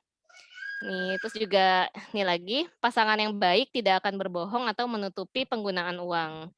Pasangan yang baik juga tidak akan melarang penggunaan uang selama untuk kebaikan. Ini ada beberapa sharing, banyak sih lumayan banyak highlight iniku ya, Instagram-ku ya, teman-teman bisa cek sendiri di Instagram Sekar Kasih, pernah sharing-sharing tentang ini sih, kayak mencatat keuangan itu. Nah, terus penghasilan istri milik siapa? Jelas milik istri gitu ya, di sini diatur sih di fatwa ini gitu.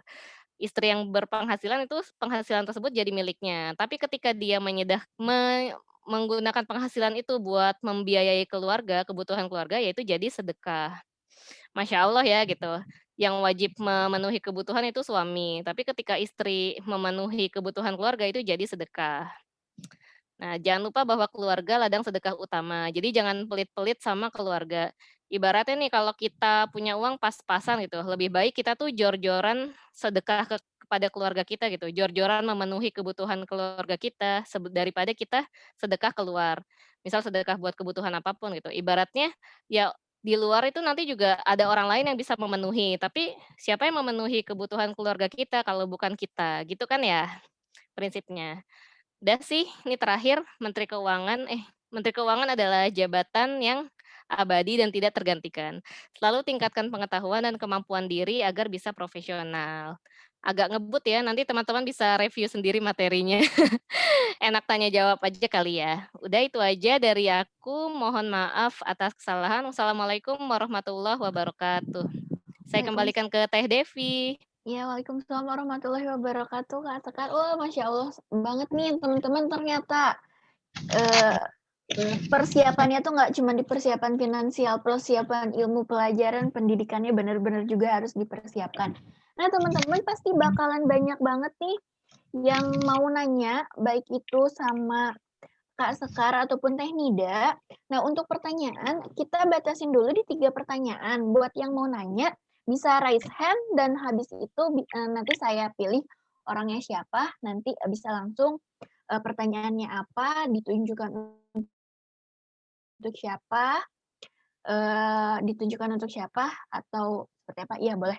Dan selain itu juga, saya juga mau ngucapin makasih nih buat teman-teman yang udah, bantu buat jadi media partner, yang udah menyebarluaskan event-nya kita, sama, Positif Istri, terus, Cendekia Rumah Tangga, terus juga sama, Pre-Marriage Talk. Makasih banget udah bantu, eee, pempublikasian, event-event kita. Ya, ini udah ada beberapa yang nanya, ada 3 orang, ada Kak Windy, Kak Afriantini, Kak Fitriana. Yang pertama Kak Windy. Mangga Kak Windy, boleh apa sih, bisa dibuka, apa, open mic, terus, langsung pertanyaannya. Mangga.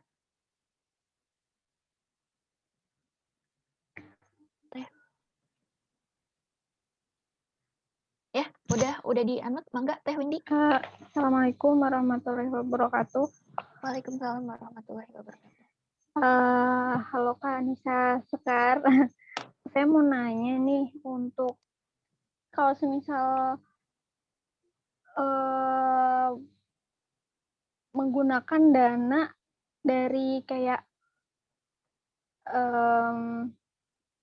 arisan gitu, gimana ya? Kan untuk persiapan finansialnya itu menuju ke acara gitu kan, terus menggunakan kayak uang arisan gitu, kayak gimana ya? Oh, berarti untuk walimah tapi pakai dananya dana arisan itu gimana ya? Iya. Hukumnya kayak gitu ya? Oke. Iya, Sip. gitu. Ada lagi yang lain yang mau ditanyakan? Sementara itu sih. Oh, oke. Ya. Kita langsung jawab dulu aja ya kalau kayak gitu. Nanti selanjutnya untuk Kak Afriantini sama Kak Fitriana setelah yang ini dijawab. Mangga, mungkin mau siapa dulu nih yang jawab? Mau Kak Sekar dulu apa Teh Nida dulu? Terserah. Tadi Oh, nanyanya ini oh nggak iya, mangga. khusus ke siapa gitu nggak? Oh, tadi ya mangga ke Kak Sekar dulu aja kalau gitu.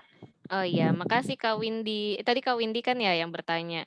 Kalau menurutku sih ketika kita sudah dapat uang arisan nih, ya itu nggak apa-apa digunakan untuk biaya nikah. Tapi yang penting dari kita sendiri, dari kita dan calon sudah bertekad buat melunasi itu nanti gitu. Ya namanya arisan kan ada gilirannya kita harus bayar juga kan setiap bulan gitu. Yang pada akhirnya nanti itu uang uang sejumlah itu juga gitu yang kita bayarkan. Nggak apa-apa kalau mau pakai uang arisan, tapi yang pasti-pasti aja sih sebaiknya gitu arisannya. Misal arisan keluarga atau arisan apa yang pembayarannya tuh jelas, kemudian dari kita sendiri juga sadar bahwa kita tuh mampu gitu, mampu buat melunasi itu. Gitu sih, Kak. Tapi memang arisan tersendiri sebetulnya ada hukum-hukumnya lagi sih. Itu nanti teman-teman bisa cari tahu lebih lanjut sendiri ya. Itu sih kalau dari aku buat Kak Windy. Oke, kalau ada ya gitu. Mangga Teh Nida untuk Teh Nida ada yang ditambahkan atau mungkin ada jawaban lain? Mangga. Cukup. Insya Allah saya sepakat juga dengan Teh Sekar terkait jawabannya. Enggak, lanjut. Oke, kita lanjut aja berarti ya. Oke, gitu Teh Nida, gimana nih jawabannya dari Kak Sekar?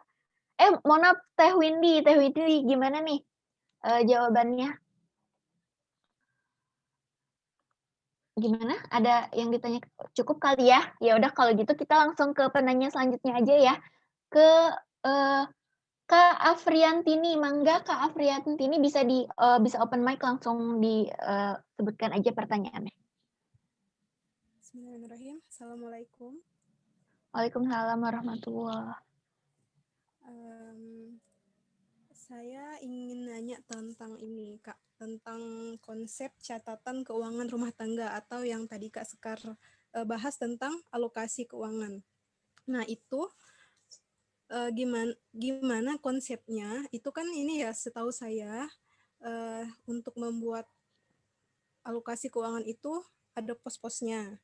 Lalu setelah dibuat pos, lalu persen-persen dari income yang didapatkan. Nah, gimana konsepnya? Soalnya saya tuh pernah baca atau dengar gitu dari seseorang, kalau kita mencatat pos-pos atau sudah dicatat nih income kita berapa, lalu kita masukkan nih ke persen-persennya, itu berarti membatasi jumlah rezeki dari Allah. Nah, yang dalam arti rezeki ini uang gitu, penghasilan gitu ya. Nah, jadi gimana gitu Kak konsepnya? Niatnya mungkin ya konsep dari kita sendiri itu untuk mencatat gitu keuangan keluarga, atau misalnya nih kalau masih single untuk mencatat keuangan sendiri gitu. Itu aja. Terima kasih. Oke, sama-sama. Oke, mungkin jadi dari pertanyaannya, yang pertama gimana konsep dari pengalokasian dana, dan terus apakah dengan mencatat itu kita jadi membatasi rezeki dari Allah karena kita nyatet-nyatet aja gitu, kayak melit-melitin apa gimana? Ya, mangga dari konsep rezeki atau dari alokasinya dulu, mungkin dari ini dulu Kak Sekar dulu kali ya, dari alokasi dan ininya, nanti konsep rezekinya bisa dilanjut sama Teh Nida. Mangga. Iya, makasih Kak Devi dan Kak Afriantini tadi ya yang sudah Ya, bertanya. betul. Sebetulnya kalau mencatat mah mencatat aja Kak, gak usah dipusingkan ininya gitu. Kita kan mencatat sebetulnya sebagai salah satu bentuk tanggung jawab kita mensyukuri rezeki dari Allah gitu. Dan untuk masalah pos-posnya itu nanti dikomunikasikan sama pasangan. Berapa persennya itu kan nanti kita dan pasangan gitu yang lebih tahu berapa proporsi yang pantas untuk suatu kategori atau suatu kebutuhan gitu. Terus kalau saya juga berpikir sih, ketika kita tuh nggak menyadari atau kita tuh nggak aware sama uang kita, alias kita tuh beli aja, ngeluarin uang, ngeluarin aja. Itu sebagai bentuk kita tuh sebetulnya nggak bisa apa ya, kita tuh cuek sama amanah dari Allah gitu. Mengelola keuangan itu sebetulnya ya memang amanah dari Allah sih dan mencatat itu sebagai salah satu bentuk supaya kita tuh lebih berhati-hati mengelola amanah itu. Itu sih mencatat aja nggak usah terlalu diambil pusing. Silakan ditambahkan sama Teh Nida. Ya, mangga Teh Nida. Ya, betul. Jadi sebenarnya kalau terkait mencatat-catat itu ya ibaratnya ikhtiar kita gitu ya, biar bisa mengontrol keuangan rumah tangga kita. Dan kita juga jadi kebayang kira-kira dalam rumah tangga itu pos-pos atau pengeluaran apa saja yang memang harus kita keluarkan. Gitu. Terkait apakah ketika kita mencatat dan ngepost itu apa jadinya membatasi rezeki, ya enggak sih, insya Allah enggak akan membatasi. Justru ketika kita mungkin yang punya mindset oh ya kan misalnya setiap orang ada rezekinya, jadi kita tidak perlu melakukan ikhtiar atau apa gitu. Justru itulah yang menjadi yang menjadi poin yang menjadi membuat kita malah membatasi rezeki itu gitu. Tapi untuk mencatat insya Allah nggak ada. Gitu. Oke, jadi gitu ya buat Teh Afriantini. Jadi memang pencatatan itu bentuk tanggung jawab aja, bentuk ikhtiar dan tanggung jawab sama apa yang udah Allah titipin ke kita. Adapun menurut konsep rezeki itu nggak berarti membatasi, tapi malah itu bentuk tanggung jawab kita gitu. Itu bentuk kalau kita mensyukuri dengan cara menjaganya dengan baik-baik gitu ya. Oke, terus yang selanjutnya Teh Fitriana bisa open mic, langsung ditanyakan pertanyaannya. Ya, terima kasih Kak. Assalamualaikum warahmatullahi wabarakatuh. Waalaikumsalam warahmatullahi wabarakatuh. Saya mau menanyakan beberapa pertanyaan. Yang pertama itu terkait dengan mahar ya. Baiknya itu mahar itu berupa emas atau uang. Terus kalau misalnya mahar itu sebenarnya dipergunakan untuk calon istri atau orang tua. Kemudian yang kedua itu mau nanya terkait tentang manajemen keuangan setelah nikah. Kalau misalnya pasangannya itu LDM, long distance relationship, itu seperti apa? Mungkin ada tips triknya. Kemudian yang ketiga, saya pernah baca kalau misalnya suami tidak menafkahi istri selama 3 bulan, itu secara nggak langsung putus ikatan atau seperti apa ya? Kalau misalnya dalam kasus misalnya suami istri itu sama-sama bekerja dan masing-masing menafkahi dirinya sendiri, itu seperti apa ya hukumnya? Terima kasih Kak, itu aja. Ya, makasih atas pertanyaannya. Kita bisa langsung mungkin jawab. Perlu diulang nggak pertanyaannya Teh Nida atau Kak Sekar? Perlu Teh. Mungkin di ini Oke, jadi ada 3 pertanyaan utama. Pertanyaan yang pertama itu mahar itu baiknya berupa apa, dan terus mahar itu untuk siapa? Untuk si ahwatnya kah atau si orang tuanya? Itu pertanyaan yang pertama. Yang kedua adalah kalau misalkan long distance married nih, misalkan dia jarak jauh, itu cara pengelolaan keuangan atau manajemen keuangannya seperti apa buat yang long distance marriage gitu. Terus yang terakhir adalah kalau misalkan dalam waktu 3 bulan katanya suami nggak menafkahi, nah itu hukumnya seperti apa? Padahal posisinya itu si suami dan si istri mereka sama-sama bekerja. Nah, mereka itu ya udah penuhin kebutuhannya masing-masing aja. Nah, itu kalau itu seperti itu kayak gimana? Ya, mangga. Mungkin Teh Nida mau duluan? Ya, boleh. Saya bahas dulu yang terkait mahar ya. Untuk mahar sebenarnya setahu saya tidak ada aturan khusus gitu ya. Mau emas mangga, mau uang mangga. Yang penting itu disesuaikan dengan kemampuan kita. Makanya yang difokuskan bukan apa bendanya gitu ya, tapi ya makanya di hadis atau ayat itu saya lupa. Sebaik-baiknya wanita adalah yang maharnya mudah gitu ya. Sedangkan sebaliknya gitu bagi laki-laki ya ketika dia mau menghargai calon istrinya ya dia memberikan mahar sebesar-besarnya sesuai dengan kemampuan. Jadi sebenarnya terkait mahar bendanya apa, kemudian berapa besarannya itu kembali lagi ke kitanya. Oh iya paling biasanya gini, mahar itu adalah benda yang ibaratnya berharga gitu, yang ada nilainya gitu. Jadi kadang juga ada yang mempertanyakan boleh nggak sih seperangkat alat sholat gitu ya.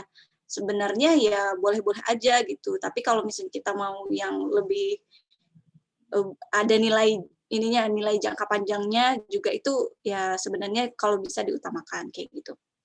Terus mahar itu untuk siapa? Ya untuk calon istrinya. Karena memang itu adalah kewajiban bagi laki-laki yang ingin menikahi seorang perempuan gitu ya. Jadi memang mahar itu untuk calon istrinya. Kemudian kalau terkait LDR tadi ya sebenarnya kalau sejauh pemahaman saya walaupun LDR tetap si suami punya kewajiban untuk menafkahi. Mungkin ya bisa saling terbuka gitu ya terkait apa aja kebutuhan rumah tangganya walaupun terpisah gitu ya dari istrinya apa aja kebutuhan yang perlu dikeluarkan dan itu pada akhirnya tetap diberikan kepada si istri itu. Jadi walaupun misalnya punya penghasilan masing-masing karena memang sebagai suami punya kewajiban untuk menafkahi ya perlu ada uang yang diberikan kepada si istri ya sebagai bentuk tanggung jawab menafkahi istri maupun keluarganya. Kayak gitu mungkin dari saya gitu. Oke, mangga Kak Sekar. Iya udah, tadi jawaban dari Teh Nida udah menjawab sih. Aku udah juga sama kayak Teh Nida. Suami tetap wajib memberi nafkah kepada istri meskipun tinggal terpisah gitu. Jadi gitu ya. Tapi sebenarnya tadi ada sedikit pertanyaan.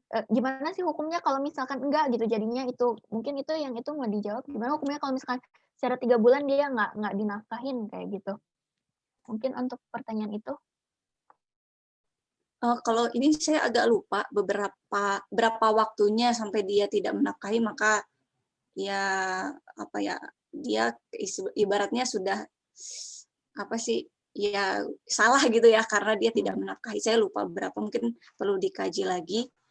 Nah ya ini mungkin harus ini juga sih dipastikan lagi kenapanya gitu. Apakah memang kesepakatan masing-masing atau gimana gitu. Nah itu perlu di apa ya nggak bisa dilihat dari satu sisi aja gitu. Nah selebih itu ya kayaknya sih saya juga masih perlu mengkaji lagi terkait itu.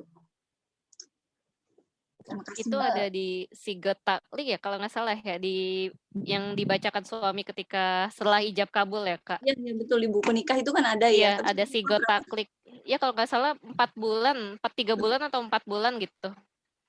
Jadi memang harus berhati-hati sih suami juga jangan sampai terkena Sigot Taklik yang dia baca sendiri gitu. Ya betul. Oke, gimana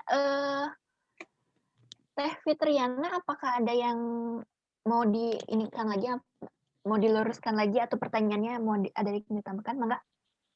Sudah Kak, sudah cukup. Terima kasih banyak jawabannya. Siap kalau gitu.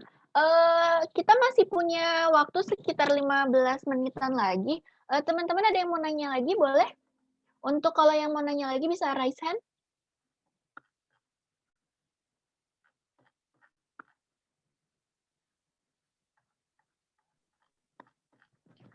Bisa dari kolom chat aja, Kak. Oh ya, oke, kita dari kolom chat aja ya. Kita baca, tapi bacanya dari bawah ya, soalnya ntar kayak ini. Assalamualaikum, Kak. Oke, ini dari Teh Yanti atau Kak Yanti. Assalamualaikum Kak, izin bertanya. Kalau kita punya tabungan sejumlah nisab, zakat mal 85 gram, tapi kita di PHK dari kerja dan nggak ada penghasilan lagi, apakah kita tetap harus ngeluarin zakat mal sebesar 2,5% juga? Jazakillah khairan. Jadi dia udah lewat nisabnya udah 85 gram, tapi sekarang lagi di PHK, jadi nggak ada penghasilan, itu wajib zakat apa enggak? Itu udah aku jawab juga ya di kolom chat. Itu baru beberapa hari terakhir ini sih baru baca juga kalau nggak salah di websitenya Basnas gitu. Ya bahwa memang harta yang dihitung wajib zakat itu adalah harta yang di luar kebutuhan pokok. Tabungan yang itu bukan untuk kebutuhan kita. Terus rumah yang yang kita tempati sehari-hari itu nggak dihitung sebagai harta gitu. Kemudian juga kendaraan yang biasa kita pakai itu belum terhitung harta yang wajib dizakati sih. Itu kalau yang ada di website Basnas ya, nanti mungkin teman-teman bisa baca sendiri lagi. Ya, udah deh. Oh, ini ada lagi pertanyaan selanjutnya dari Kak Fajar Aji. Assalamualaikum warahmatullahi wabarakatuh, Kak. Mau tanya, apakah komunikasi keuangan menuju pernikahan, apakah sudah harus bekerja dulu, baru bisa dikomunikasikan bersama, karena masih dalam proses melamar pekerjaan. Oh, jadi dia masih dalam proses melamar pekerjaan, kalau dari proses kayak gitu, komunikasi masalah keuangannya seperti apa? Ya, mangga, Teh Nida mungkin mau jawab dulu. Boleh. Ya menurut saya sebenarnya sampaikan aja apa adanya kalau memang sudah bekerja, kalau lagi proses ya sampaikan gitu.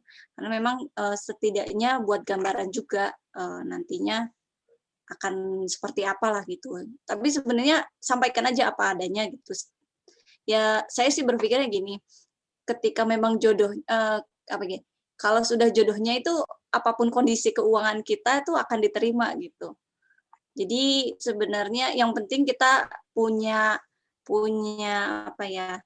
bisa mengikhtiarkan gitu, kita sebagai laki-laki gitu ya, menunjukkan kesungguhan meski mungkin belum ada pekerjaan tetapnya gitu ya, tapi menunjukkan kalau saya ini bertanggung jawab untuk nantinya menafkahi keluarga ya, makanya sekarang saya misalnya berusaha untuk melamar kerja kayak gitu. Mungkin begitu dari saya. Kak Sekar ada yang mau ditambahkan? Enggak sih, sama juga kayak Teh Nida, yang penting komunikasinya tuh saling terbuka aja dan, jangan memaksakan gitu. Kalau memang calon masih proses melamar dan masih proses berpenghasilan tapi belum mampu menikah, ya mungkin bisa lebih mempersiapkan diri lagi gitu. Ya, betul. Gitu aja.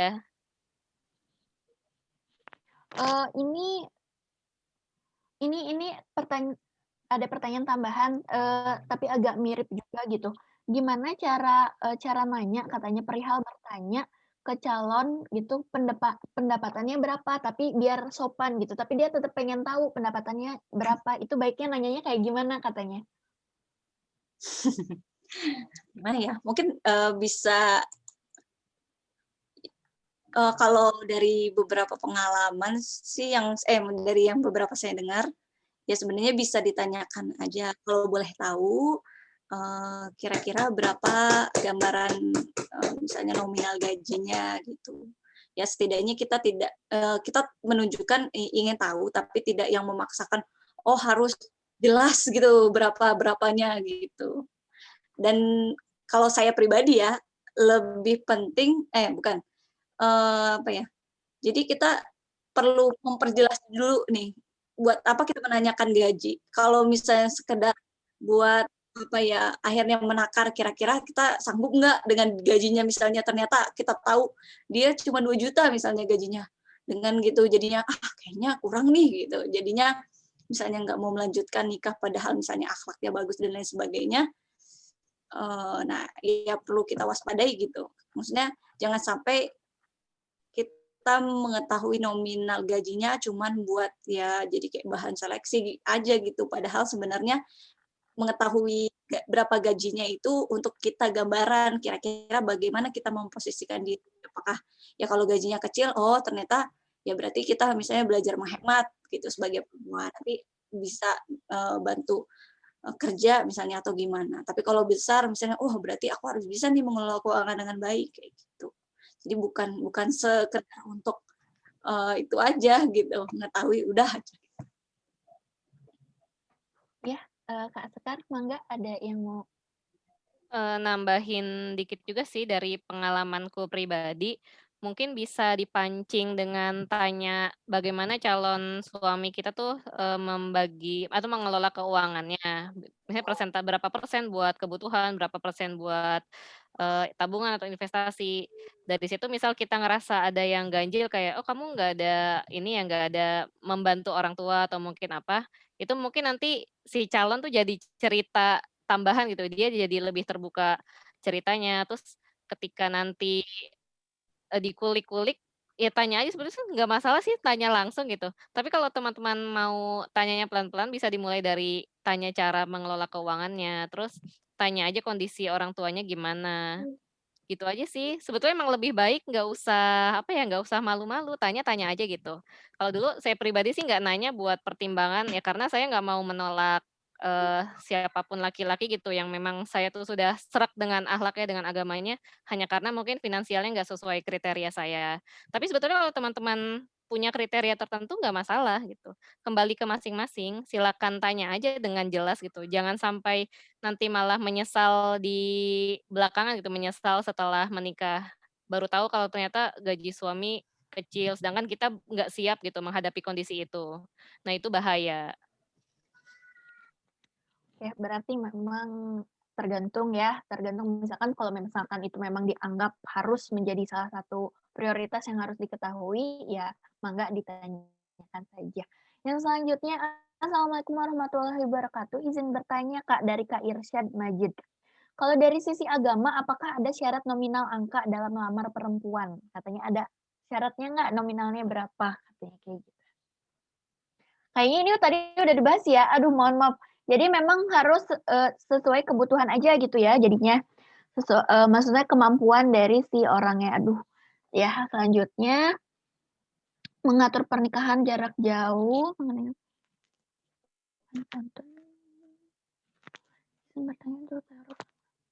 Nah, Assalamualaikum dari Kak Rizky Amalia. Assalamualaikum Kak, izin bertanya. Jika ta'aruf, sepenting apa untuk melakukan perjanjian pranikah tentang harta? Apa saja baiknya untuk isi perjanjian tersebut selain harta bawaan? Jadi pertanyaannya tentang perjanjian pranikah harta itu apa aja yang harus disebutkan katanya di perjanjian itu selain harta bawaan. Sebetulnya buat perjanjian pranikah tuh kan kembali poin-poinnya tuh tergantung masing-masing calon suami dan calon istri. Nggak ada ininya sih, nggak ada aturan bakunya. Teman-teman bisa cari tahu lewat template. Mungkin mungkin teman-teman di internet gitu ada yang pernah sharing itu gitu. Lebih ke poin-poin yang disepakati masing-masing sih dan tiap pasangan pasti punya kesepakatan yang berbeda gitu atas apa yang diatur. Gitu sih, nggak ada template bakunya, yang pasti memang harta masing-masing tuh nanti terpisah kan, harta masing-masing tetap ya menjadi harta masing-masing. Kemudian barang yang dibeli di masa pernikahan itu ketika misal saya yang beli, kalau saya punya perjanjian pisah harta, ya berarti itu menjadi milik saya pribadi, bukan menjadi harta bersama gitu. Kalau nggak ada perjanjian pranikah, apa yang dibeli selama pernikahan itu akan menjadi harta bersama yang diperhitungkan nanti kalau nauzubillah gitu ada perceraian atau nanti ketika salah satu meninggal buat menghitung warisan, gitu.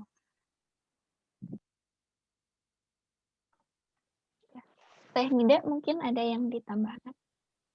Cukup. Kita lanjut ya.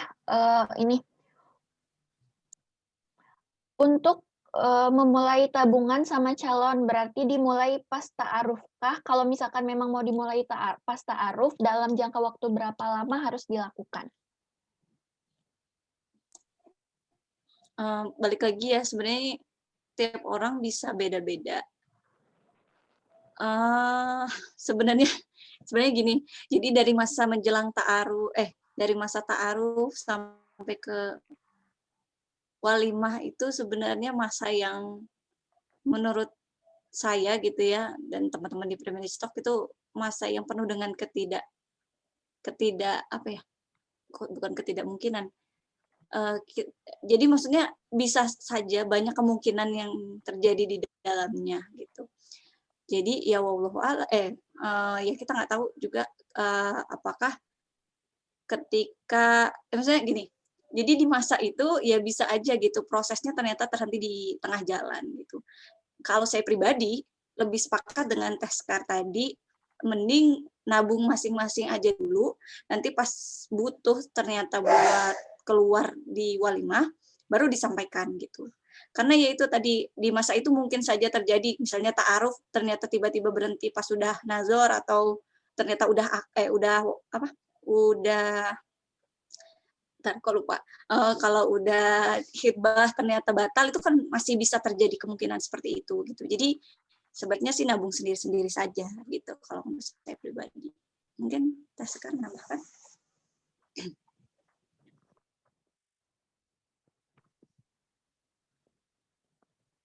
Enggak, Kak Sekar ada yang mau ditambahkan? Udah sih cukup kalau dari aku. Oke, sekarang kita masuk ke pertanyaan terakhir kali ya sebelum kita ini. Assalamualaikum Kak, izin bertanya. Investasi dalam Islam itu seperti apa ya Kak? Soalnya sekarang kan banyak yang investasi seperti reksadana gitu. Apakah boleh dalam Islam? Investasi kalau untuk yang pasar modal ya, karena saya kan selama ini juga banyaknya ini ya di pasar modal. Itu sudah ada fatwanya dari DSN MUI. Jadi misal teman-teman mau membeli saham syariah, itu teman-teman membeli saham yang masuk dalam list syariah yang dikeluarkan oleh OJK. Itu juga berlaku juga buat reksadana gitu. Ada list reksadana syariah. Kemudian fatwa tentang instrumen investasi lain tuh juga ada sih, teman-teman bisa googling sendiri deh. Misal teman-teman lagi cari tahu tentang Bitcoin atau cari tahu tentang peer-to-peer lending, itu teman-teman bisa googling aja, nanti keluar apakah itu sudah diatur oleh Bank Indonesia dan DSN MUI atau belum gitu. Sekalian teman-teman membiasakan diri buat meriset sebelum berinvestasi gitu. Jangan sampai teman-teman tuh menaruh uang tanpa teman-teman tahu ini investasi ini di bidang apa gitu. Uangnya ini diputar di usaha apa, itu harus hati-hati juga gitu. Sudah ini sih kalau menurut fatwa MUI itu halalnya dengan membeli saham yang atau produk-produk yang masuk list syariah dan ada ketentuan-ketentuan lain di fatwanya. Nanti bisa dibaca sendiri. Ya. Teh Nida mungkin ada buat tips-tipsnya untuk yang mau investasi? Cukup. Insya Allah Teh Sekar lebih memahami daripada saya. Jujur aja kalau saya pribadi terkait investasi masih harus banyak belajar juga sih, karena ternyata macam-macam ya, terlebih kalau investasi yang sifatnya saham kayak gitu ternyata perlu belajar lebih banyak juga ya dibandingkan kayak cuma sekadar investasi dalam bentuk emas atau semacamnya gitu ya. Oke. Sebenarnya ini masih ada 2 pertanyaan lagi. Mungkin dilanjut aja dulu sebentar kali ya. Ini pertanyaannya, Assalamualaikum Teh. Dari Teh Septiana, saya generasi sandwich Teh. Saya sudah punya calon. Nanti saat sudah menikah, saya tidak boleh bekerja. Bagaimana cara mengatasinya Teh? Jadi dia generasi sandwich, udah nikah nggak boleh kerja nih sama suaminya. Cara ngatasinya gimana ya? Mangga.